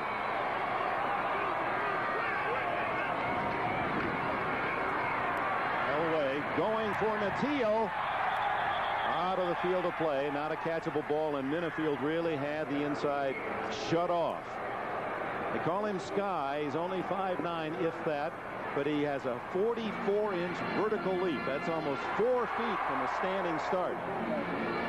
He plays tall. Let's watch the bump and run action, and of course once Natil is out of bounds, you saw him step out. He's not allowed to come in and touch that ball. But Minifield, stride for stride, the faster of those two cornerbacks, and he is really a tough one to get open on. 3rd and 10 for Elway.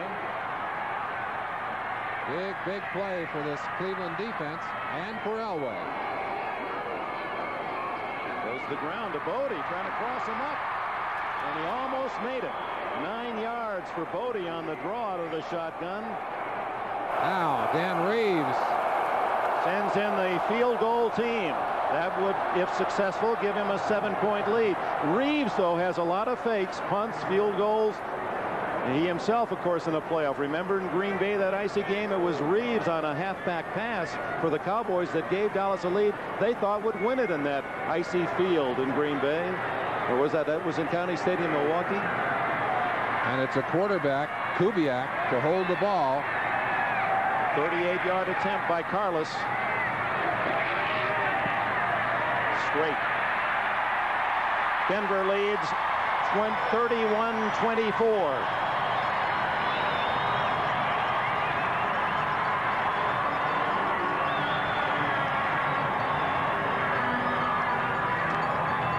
Back and tie this ball game.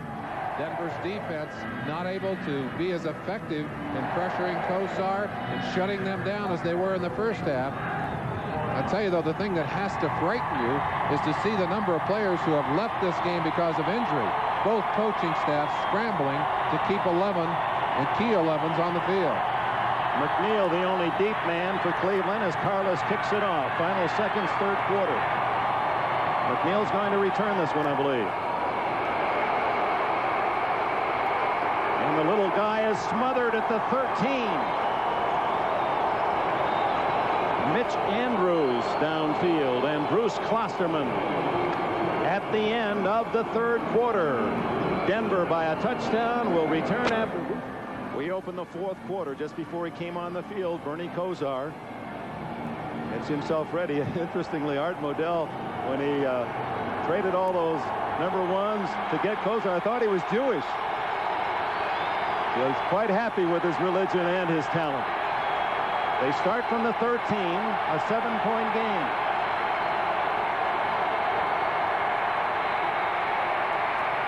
Screen to Mack. And Haynes was able to get through a blocker and trip him up. There's no rush here. Kosar so level emotionally, and I think it helps him. He just absolutely keeps his cool intact throughout the game. You look at what he has done first half and second half. How do you like that average? 8 for 8. I'll tell you. That's turning up the heat when you need it. 2 of them for touchdowns. One, that touch pass to Ernest Biner.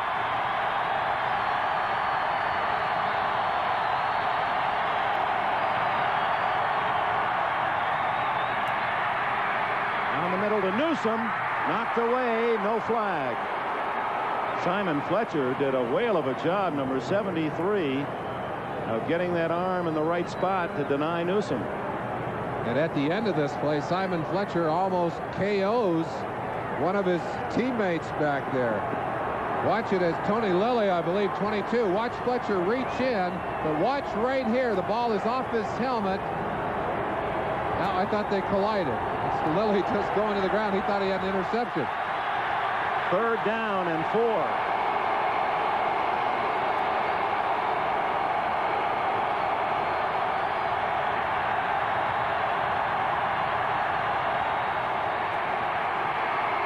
Down the middle, Biner's open. Ernest Biner with Lilly to beat. And Lilly finally wrestles him down at the 27-yard line. And Kozar and Biner, the men that Schottenheimer penciled in as his top 2 players. He said those are the last 2 guys I'd ever lose in a trade. And they collaborate again for a big Cleveland play. The other thing he said, when the going gets tough, we want the ball in the hands of Ernest Biner. 4 wide receivers. They spread the field. They get the good isolation right there on Rick Dennison, 55. That's not a good speed matchup. And Biner showing you how fine a receiver he is. Splits it all the way down to the 27-yard line. 53 yards on the play. 27 yards away from a tying touchdown, the Cleveland Browns. Newsom inside the 20. Ryan and Lilly with a tackle. Well, this one had all the promise, Merlin Olsen, of being a classic matchup. The 2 best teams of the AFC, Dan Reeves Broncos and the Schottenheimer coached Browns. Elway of the Broncos against Kozar. And yet it started not that way. All Denver, 21-3, and it wasn't that close in the first half. And suddenly it has gone Cleveland's direction, and the Browns are sitting on a chance to tie it.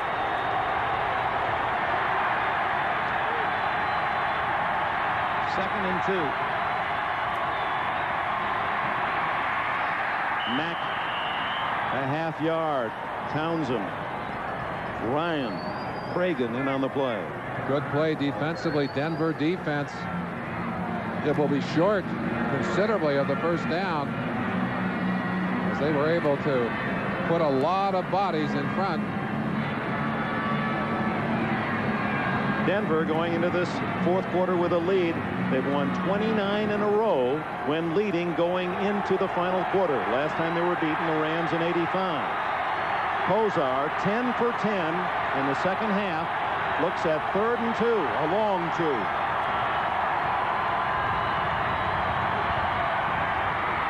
Mack. What an effort by Kevin Mack to the 5-yard line. Oh, my. You talk about running with power. Mack would not be denied. Watch him run right through Denver's defense on this play. Right, there's 1 tackle. That's Randy Robbins, 48.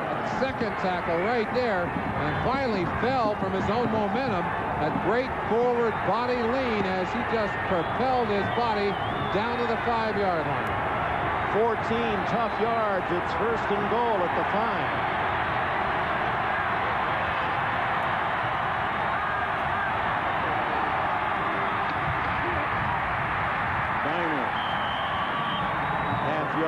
Ricky Hundley, 98, made sure there was no daylight. Joe Collier in the orange cap, the defensive wizard of the Broncos. He's puzzled. He was certainly able to stymie this Cleveland offense in the first half, but here in the second half, Lindy Infante and his Cleveland offense have spread the field.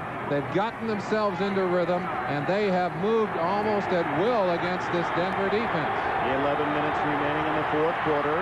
Denver leads by a touchdown. Kozar is 10 for 10 in the second half.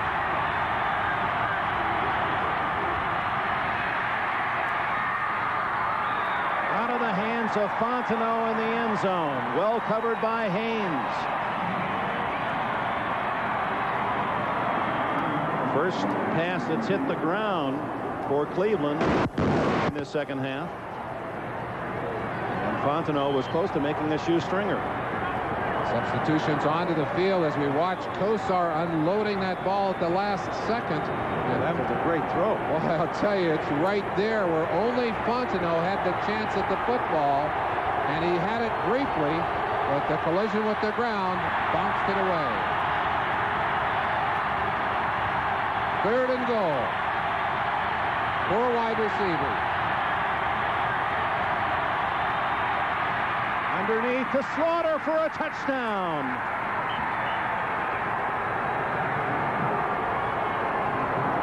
We talked about the similarities in these two quarterbacks.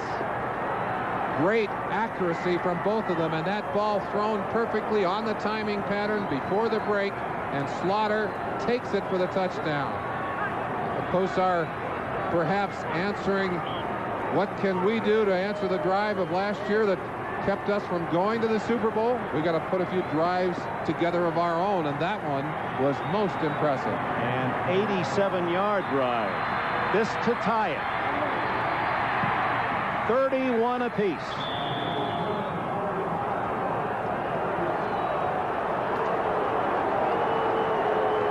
Watch how accurately that ball is thrown. The ball in the air right there. And the timing pattern thrown down and away where only the receiver had a shot at that football. Webster Slaughter. Touchdown tying grab.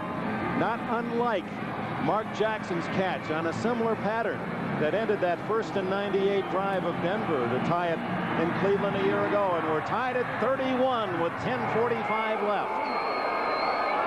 Ken Bell to the 20. Here's the tying touchdown. Let's watch Curtis Weathers on the outside.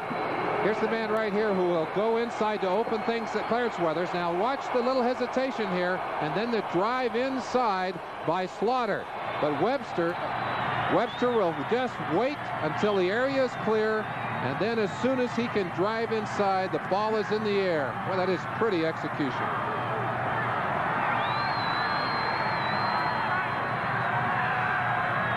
Elwine, who has been ahead the whole game till now.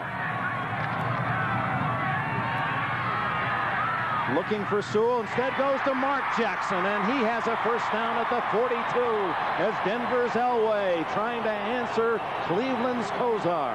And it was Elway last year in Cleveland's Municipal Stadium who capped that remarkable drive of 98 yards with this touchdown throw to Mark Jackson that tied the game, forced the overtime. And again, it was Jackson lined on the left, slanting into the end zone, a diving catch almost in the same spot. Exactly the same kind of pass, too. The safe one thrown down low where only the receiver could dig it out. History does repeat itself. Winder slamming forward near midfield. A gain of 6 for Winder. Mike Johnson with a tackle. This has really been a day for offenses to strut their stuff, and two very fine defenses not able to slow things down a great deal. Barring overtime, we're 9 minutes and 38 seconds from San Diego. The Redskins await the winner.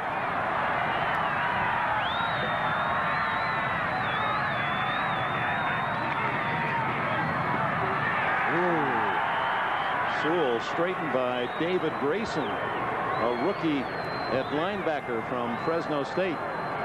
Number 56. Grayson, one of those replacement players that stayed along after the strike. Second half yardage. Look at what the Browns have been able to do. The Broncos certainly not shabby in what they've accomplished, but huge yardage for Kosar and the Browns to bring them back into this game. And how many teams could survive the confidence breaks that this Cleveland Brown team had in the first half? 3rd down and a short 3. Quarterback draw. Doesn't work. Stopped at the 49, a yard short. And the man who made the play is the man who is playing in the 3rd string position at nose tackle, Darrell Sims. Bob Golick, the Pro Bowler, hurt. His replacement today, Pazzulli, injured. And here's Sims. Sims making perhaps his biggest play of the day as he gets a piece of Elway and enough to pull him to the ground. Golick, I think, on that sideline is going to say, hey, come on over here. I'm going to give you a hug. He wants to have his chance at playing in the Super Bowl, and he knows that he can't do anything except cheer on that sideline and perhaps help Sims, who has got to be getting awful tired out there after having not played a great deal. You see Golick right there.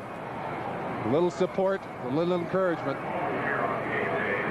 But Dick, one of the things that happens to you when you've not played a great deal, you really aren't in condition to play as much as Sims has had to play in this game. We pause briefly for station identification. This is the NBC Television Network. TOB TV Studio Weaver. Playing field of Mile High Stadium at the With Merlin Olsen, this is Dick Enberg at Mile High Stadium in Denver, Colorado. 76,000 plus cheered the hometown Denver Broncos to an impressive 21-3 lead at halftime. In the second half, a 21-point third quarter against Dan Reeves' defense as Bernie Kosar and the Browns came to life. And after Denver had regained an advantage of a touchdown, the Cleveland Browns have gone 86 yards on a drive here in the fourth quarter to tie it at 31. And Dan Reeves has sent his offensive team back onto the field at 4th and 1. And just inside of Cleveland territory, he's going to take a most interesting gamble. Cleveland called a time. They thought a fake was in the works, and now here's that pooch punt by Elway off the side of his foot. Not a good one. It's coming back to the 32-yard line. Let's go back to the timeout. That might have been a very critical play. We believe that Dan Reeves had Gary Kubiak, the backup quarterback, on the field, and that a possible fake kick was in the works, but Cleveland saw Kubiak and called time. And then Reeves settled for the pooch punt, which had worked earlier this season from Elway. Home, auto, and life insurance. You're in good hands with Allstate. And by GTE, the telecommunications consultant to Super Bowl 22. And Kosar hitting Kevin Mack over the middle out to the 37-yard line with 8 minutes remaining in the game. And one of the reasons why that play started before we were ready to complete our commercial message was that with the injury to one of the officials, we've lost that contact. We're sorry if we didn't have it completely. Jerry Seaman, a referee, normally doesn't do that. That isn't one of his responsibilities as a referee. He's in a different officiating position. Nevertheless, 2nd and 5. Kosar going for a bundle, and he's got Slaughter in the clear and overshoots him. Oh, Steve Wilson had Slaughter slipping behind him. Kosar, no lack of arm strength there. That ball in the air about 50-55 yards. He is a touch passer, but he can get it downfield. He'll put it up high to do it. As you see the clock right-hand side of your screen. 3rd down, 5 yards to go. Look at the numbers for Kosar in the second half of this ball game.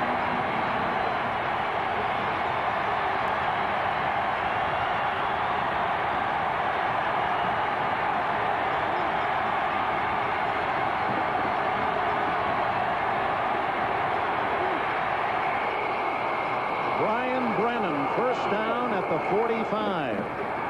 Brennan was responsible for one of the turnovers of the first half as he fumbled after a reception. Little guy from Boston College who idolizes Steve Largent.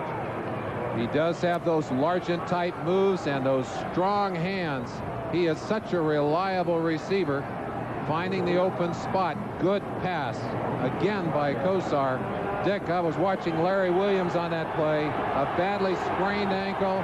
He's in there. Ricosi has moved to center. Boy, I tell you, they're playing their hearts out on that Cleveland offensive line. Well, good point. Ricosi's been there almost the entire game.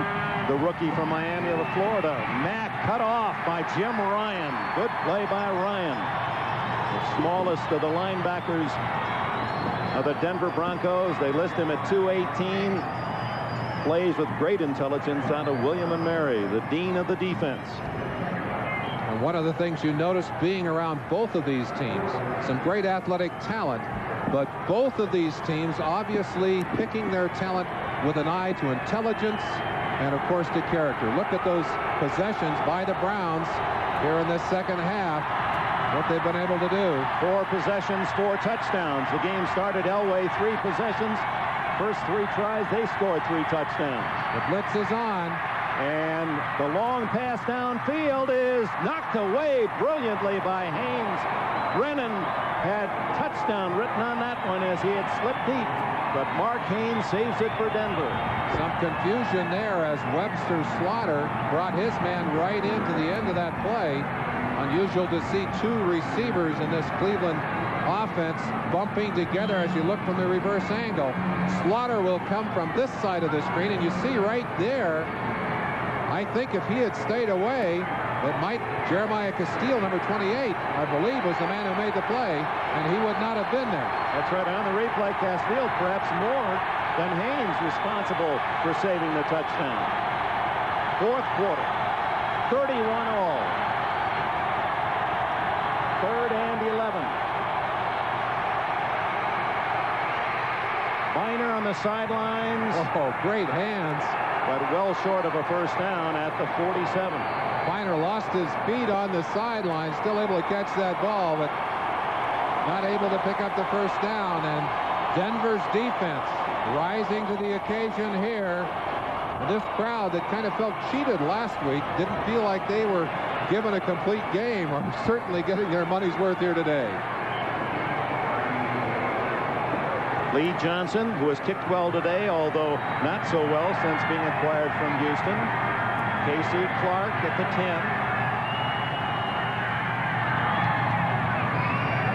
End over end and short. Not a good kick. Clark ran out of bounds at the 23-yard line. A 38-yard punt, 8 yards on the return. 5 minutes and 14 seconds. Does that sound familiar? Wasn't it about that time last year in Cleveland when Elway and Denver started on their 2? The place kicker for the Denver Broncos. He missed earlier from 50 yards. Made a shorter kick, anticipating his role. Super Bowl on the line. Cleveland 31, Denver 31. And the Broncos start from their 25 with 5 minutes, 14 seconds left.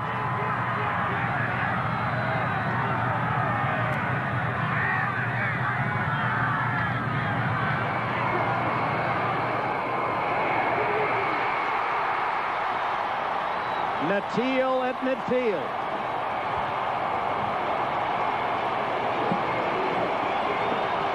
What a great pattern and what a great throw. Natil one-on-one on Hanford Dixon, taking him downfield. The ball is in the air. Natil breaks to the sideline, and there's the football. Boy, that's a great play. Again, credit to the offensive line of these Broncos, who gave Elway the time to get that ball downfield. Winder meets Sam Clancy and company.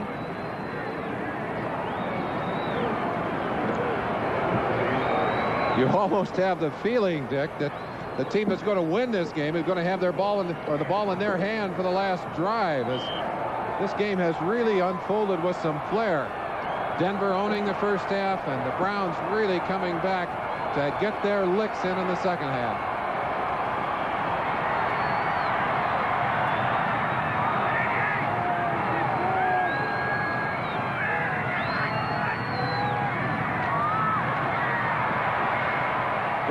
For Natil.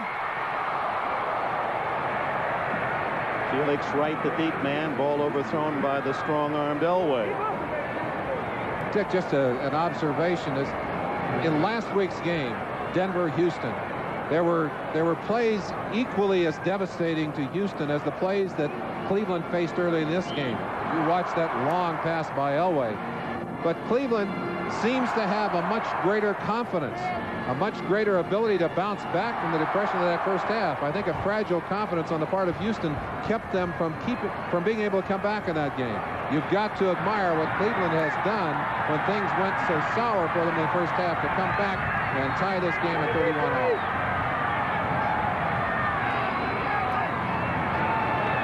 We need 7 for a first down. Natil will get more net. to the 21-yard line.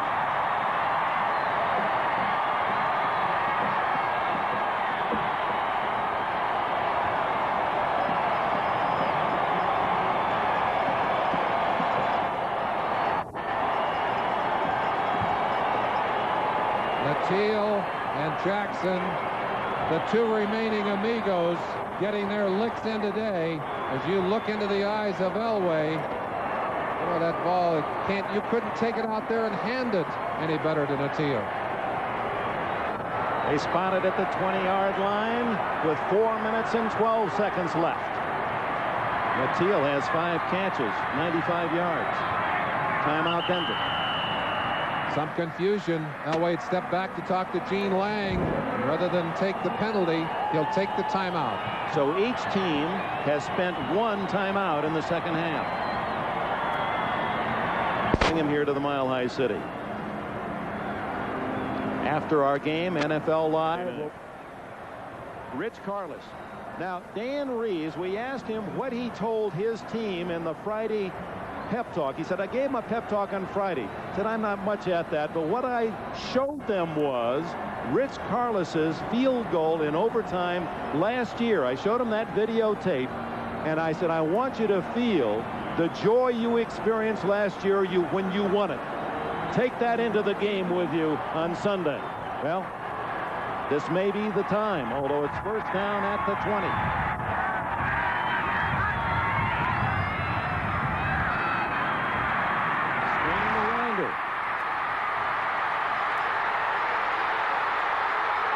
Touchdown!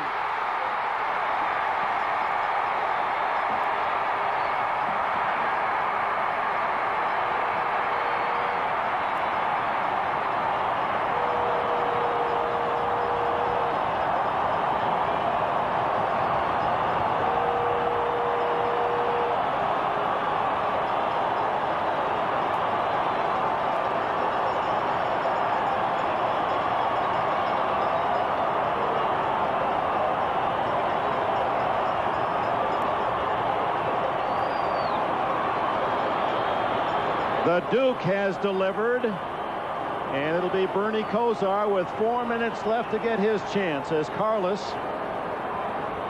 attempts the extra point. Denver 38, Cleveland 31. Just a little screen for Sammy Winder. You let the defensive lineman go through. Winder hides momentarily, and now Winder does his thing. Good running, a missed tackle there, a second missed tackle. Minifield, the second man to miss him. This Cleveland defense has been hurt badly by missed tackle. There's a little mud walk right there.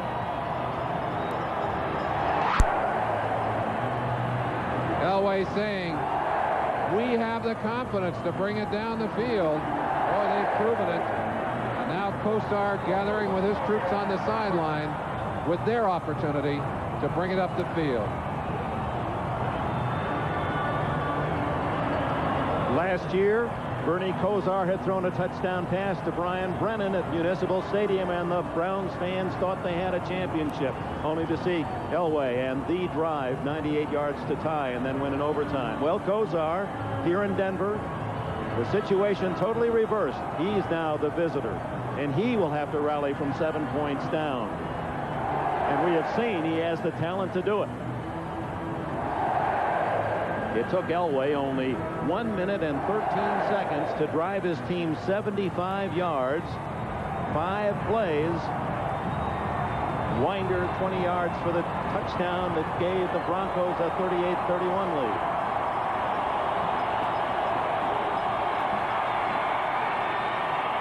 A grand climax to the American Football Conference season. And the prize will either go to that man, John Elway, or Cleveland's Bernie Kosar.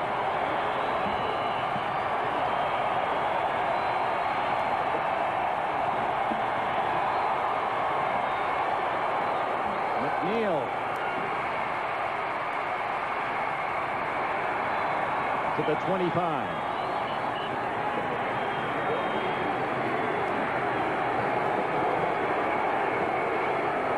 Well, when you're a kid and you grow up some 70 miles from Cleveland as a Browns fan, you dream about certain opportunities. We all did it in our youth, put ourselves in the position of our heroes. Bernie Kosar grew up a Cleveland Brown fan. He said earlier, only 1 year old when Frank Ryan was the quarterback. And the Browns won the National Football League title, beating the Colts 27-0. Now it's his turn to rally Cleveland. Up the middle, Biner. And he has 20 to make that 16 yards on a blast that opened quickly. Cleveland continues to mix their plays well, in particular here in the second half. And we talked about rhythm. We talked about getting things hammering. They still want to play that physical game. Biner, a physical money player. They took advantage of him there and got it outside of their own 40 and moving in.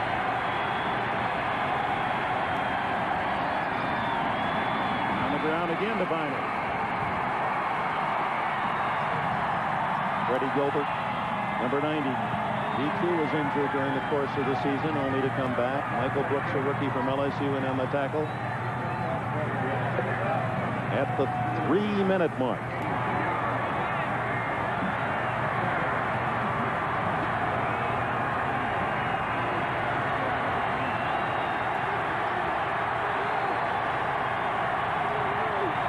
Too many men on the field, and they're sending Mack off. They had 12 men.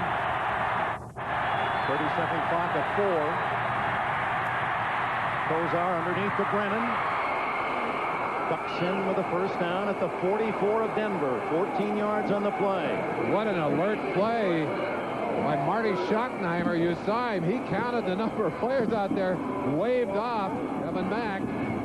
Brennan doing a good job working there on Dennis Smith. Same matchup that scored their touchdown to tie that game last year. 2 minutes and 10 seconds.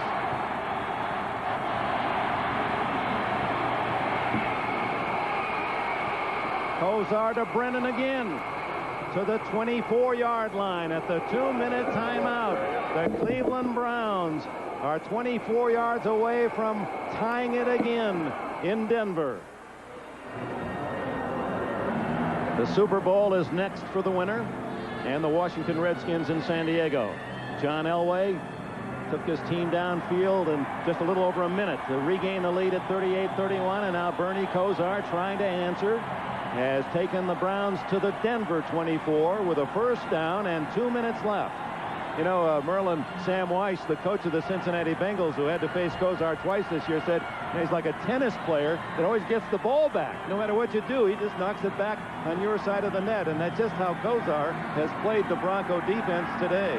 Those statistics will give you a feeling for what these two great quarterbacks have done today.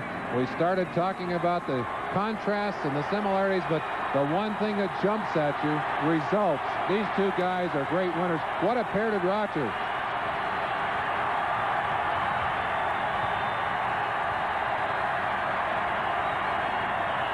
Before the snap, the charge by Andre Townsend. He was called earlier. Encroachment, defense, and number gets his 61, second 5 yards. 5-yard penalty to the 19. The pressures of the entire year resting in the final 2 minutes of a game, or maybe overtime. Merlin Olsen, can you possibly share with us what's going on down there? You were there. I got to tell you, the one thing that keeps you calm is a leader like a Kosar and Elway, and their confidence in that huddle. It's apparent that they just take charge out there.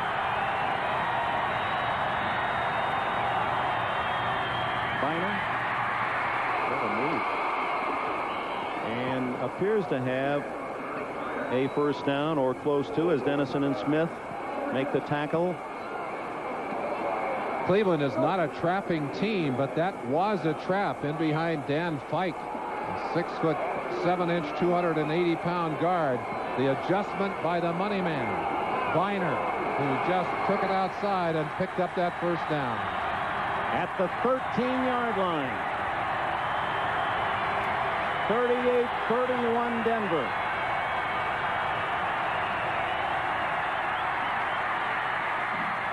To Biner. Oh, He was lucky he didn't collide with that upright of the goalpost. Again, a very accurate pass, and we mentioned Biner's abilities as both catcher and blocker and runner. You've seen that today. Look how well thrown this pass is. Well, he would have been out. He would have been out of that end zone, but with with 3 defenders right on top of him, that's the only place that pass had a chance of being completed. 2nd and 10.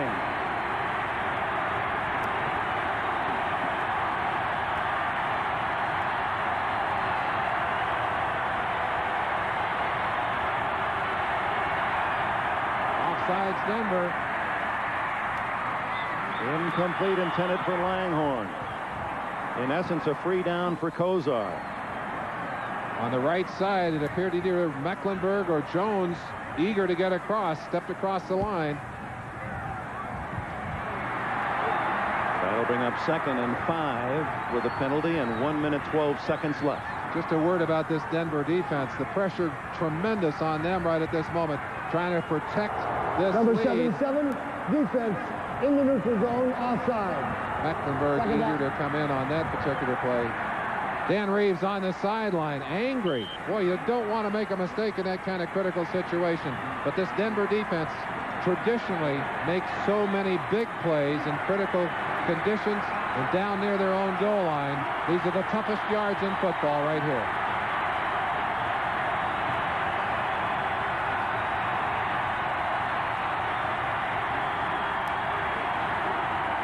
Draw to Biner.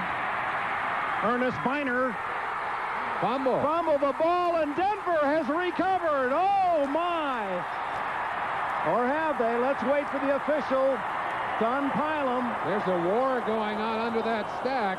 There it is. Denver's ball at the 2-yard line.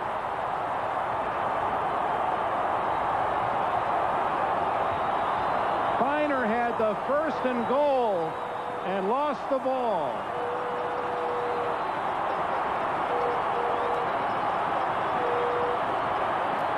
Denver's defense, as I mentioned, so often in the past, coming up with the big play, with the turnover, stripping the ball. What a heartbreak for Biner, who had picked up the 1st down, who was ready to take it into the end zone. Oh. The air goes out of the Cleveland team, the Cleveland sideline.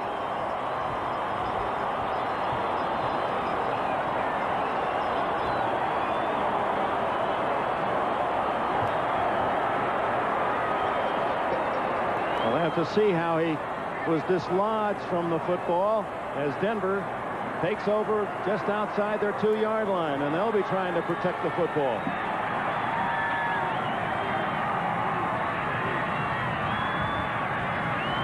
Elway figures that's the safest way. Now let's go back to the fumble as Cleveland calls time with 1 minute and 1 second left. The same play we saw moments ago. Jeremiah Castile, number 28, reaching in to strip that ball away. This Denver defense trained to reach at that football, to try to force those turnovers. They led the AFC this year in turnovers. There is Jeremiah Castile doing what he was trained to do, tearing the heart out of Cleveland's offense. Biner, who had picked up the 1st down, had ball out away from his body, and Castile, a reject from Tampa Bay, acquired on waivers by the Broncos, not only stripped it, but recovered it in the biggest play of his football life. Kozar did everything right. He got the ball to the man that they want to have it, as we talked about during the course of this day, Ernest Biner. And he's still the leader, even in this moment of tremendous pain. Kozar made his drive, took it down the field. What must be going through his mind right now?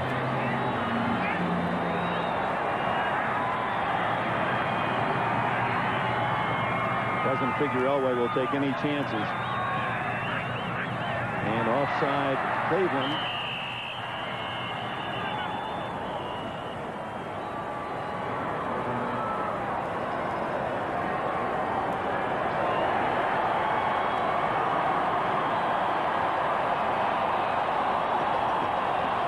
against the Redskins. Denver did not play them this year. In '86, Denver won 31-30. I imagine our friends at ABC would take a score about like that. Not necessarily who would win, but something that exciting. And this one almost proved to be the match of that, 38-31, and Cleveland denied on what would have been at least the first down at the 2-yard line on the fumble by Biner going in to tie it up. Two cities football crazed, and how unkind it is for the fans of Cleveland again. Just flashing back to our pregame show, Paul McGuire asked to assess this game, said it's not going to be a blowout. And after the first half, everyone was shaking their head and saying, oh yeah, oh yeah. He also said that it would come down to a turnover, and that Denver would win this game by 3 points. It won't be 3, Paul, but that was not a bad call. Last timeout has been used by Cleveland.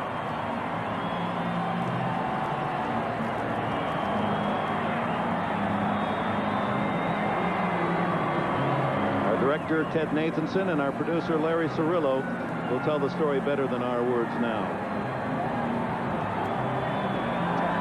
Lindy Infante.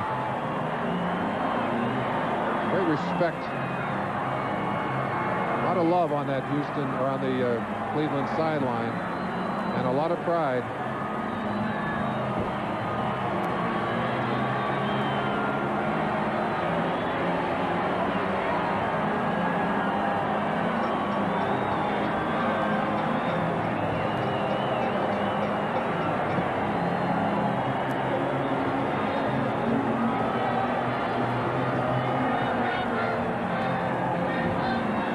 Kozar had just given Biner a hug.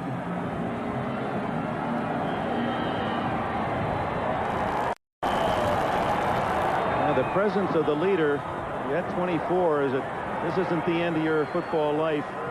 You've already have to start planning on next year.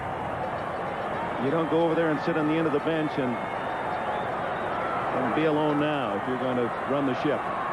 You've got to remember the great plays that Biner made to help his team to get back into this game. And it's Denver's time this final minute.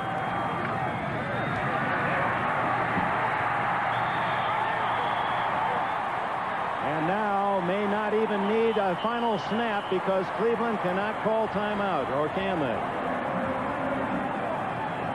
Officials have called time. They're going to measure for the first down, which will stop the clock. So one more snap, and Dan Reeves will return to the Super Bowl. The first time that an AFC team has repeated as champion since the Pittsburgh Steelers did it in '78 and '79 and won their 3rd and 4th Super Bowls. First down. Well, so with that, Gerald McNeil, perhaps the most dangerous kick returner in the game, will get a chance to return one. Or we'll have an attempt to block the kick one way or another. Or Elway may decide to run it out, go to the back of the end zone. Take the safety and have a... I think that's more logical in this situation.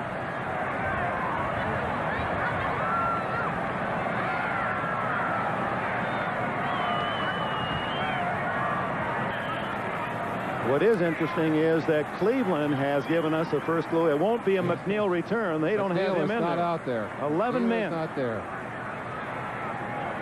This is hockey's answer to pulling the goaltender and getting the extra man on the ice.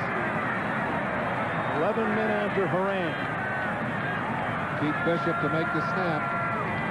Oh, not a good one. And there's the safety.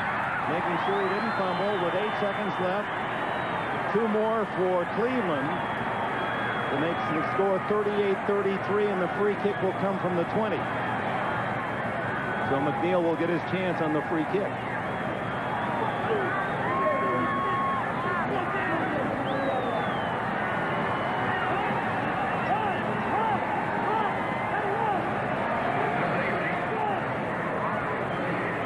The Browns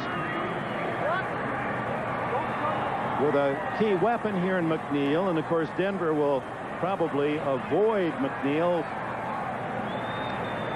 You may even see a pooch punt here, because obviously Usual Sunday night programming. Moran on the field with a free kick. McNeil. the clock will begin as soon as the foot touches the football. So those 8 seconds, those precious final seconds for these Cleveland Browns will evaporate quickly. Well, unless there's a penalty, it's a one-play chance for Cleveland. Hey, come on.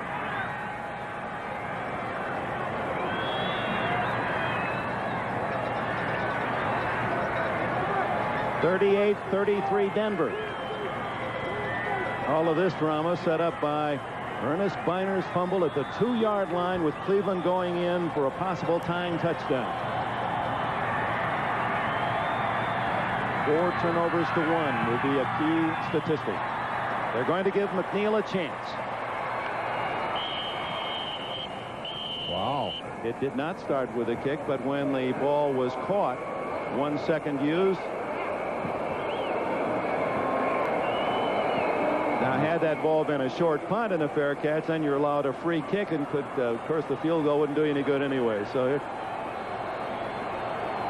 Kozar's got one desperation throw left. I don't know if he's got enough arm to throw it all the way into that Denver end zone. And I want to tell you, there are some defensive backs that are going to put a lot of yardage between themselves and Bernie Kosar. I mean, they're starting at about 20 yards in depth, and they'll back up from there. Denver with just 3 linemen on the field. Dennis Smith is back to us.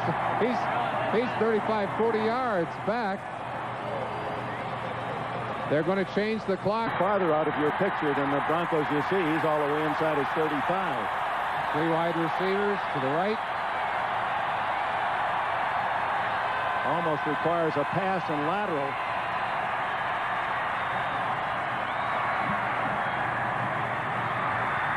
Brennan, I think, caught the ball. No, he's out of bounds. And Denver's Broncos will go to the Super Bowl for the 2nd year.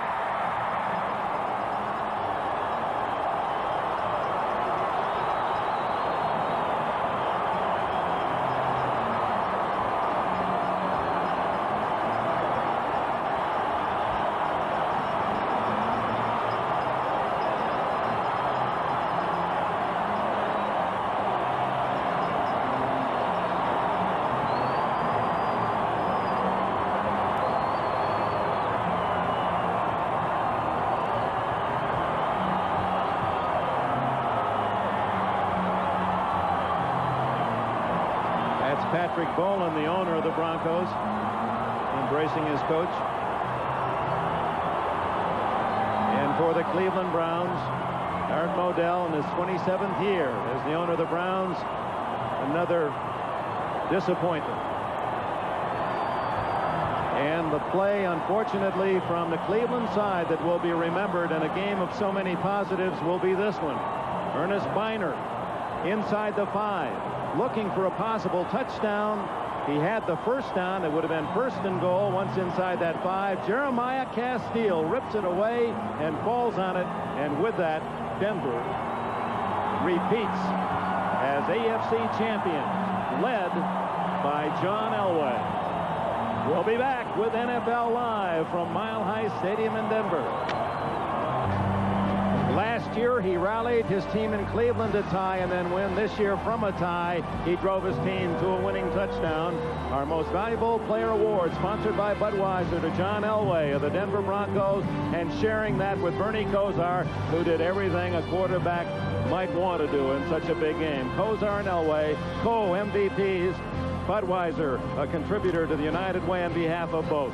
We'll be back after these messages from your local station. 4 minutes to play at Mile High Stadium. The third of John Elway's touchdown passes to Sammy Winder, who slips a couple of tackles and goes in to complete the 20-yard play, gives the Broncos the 38-31 lead.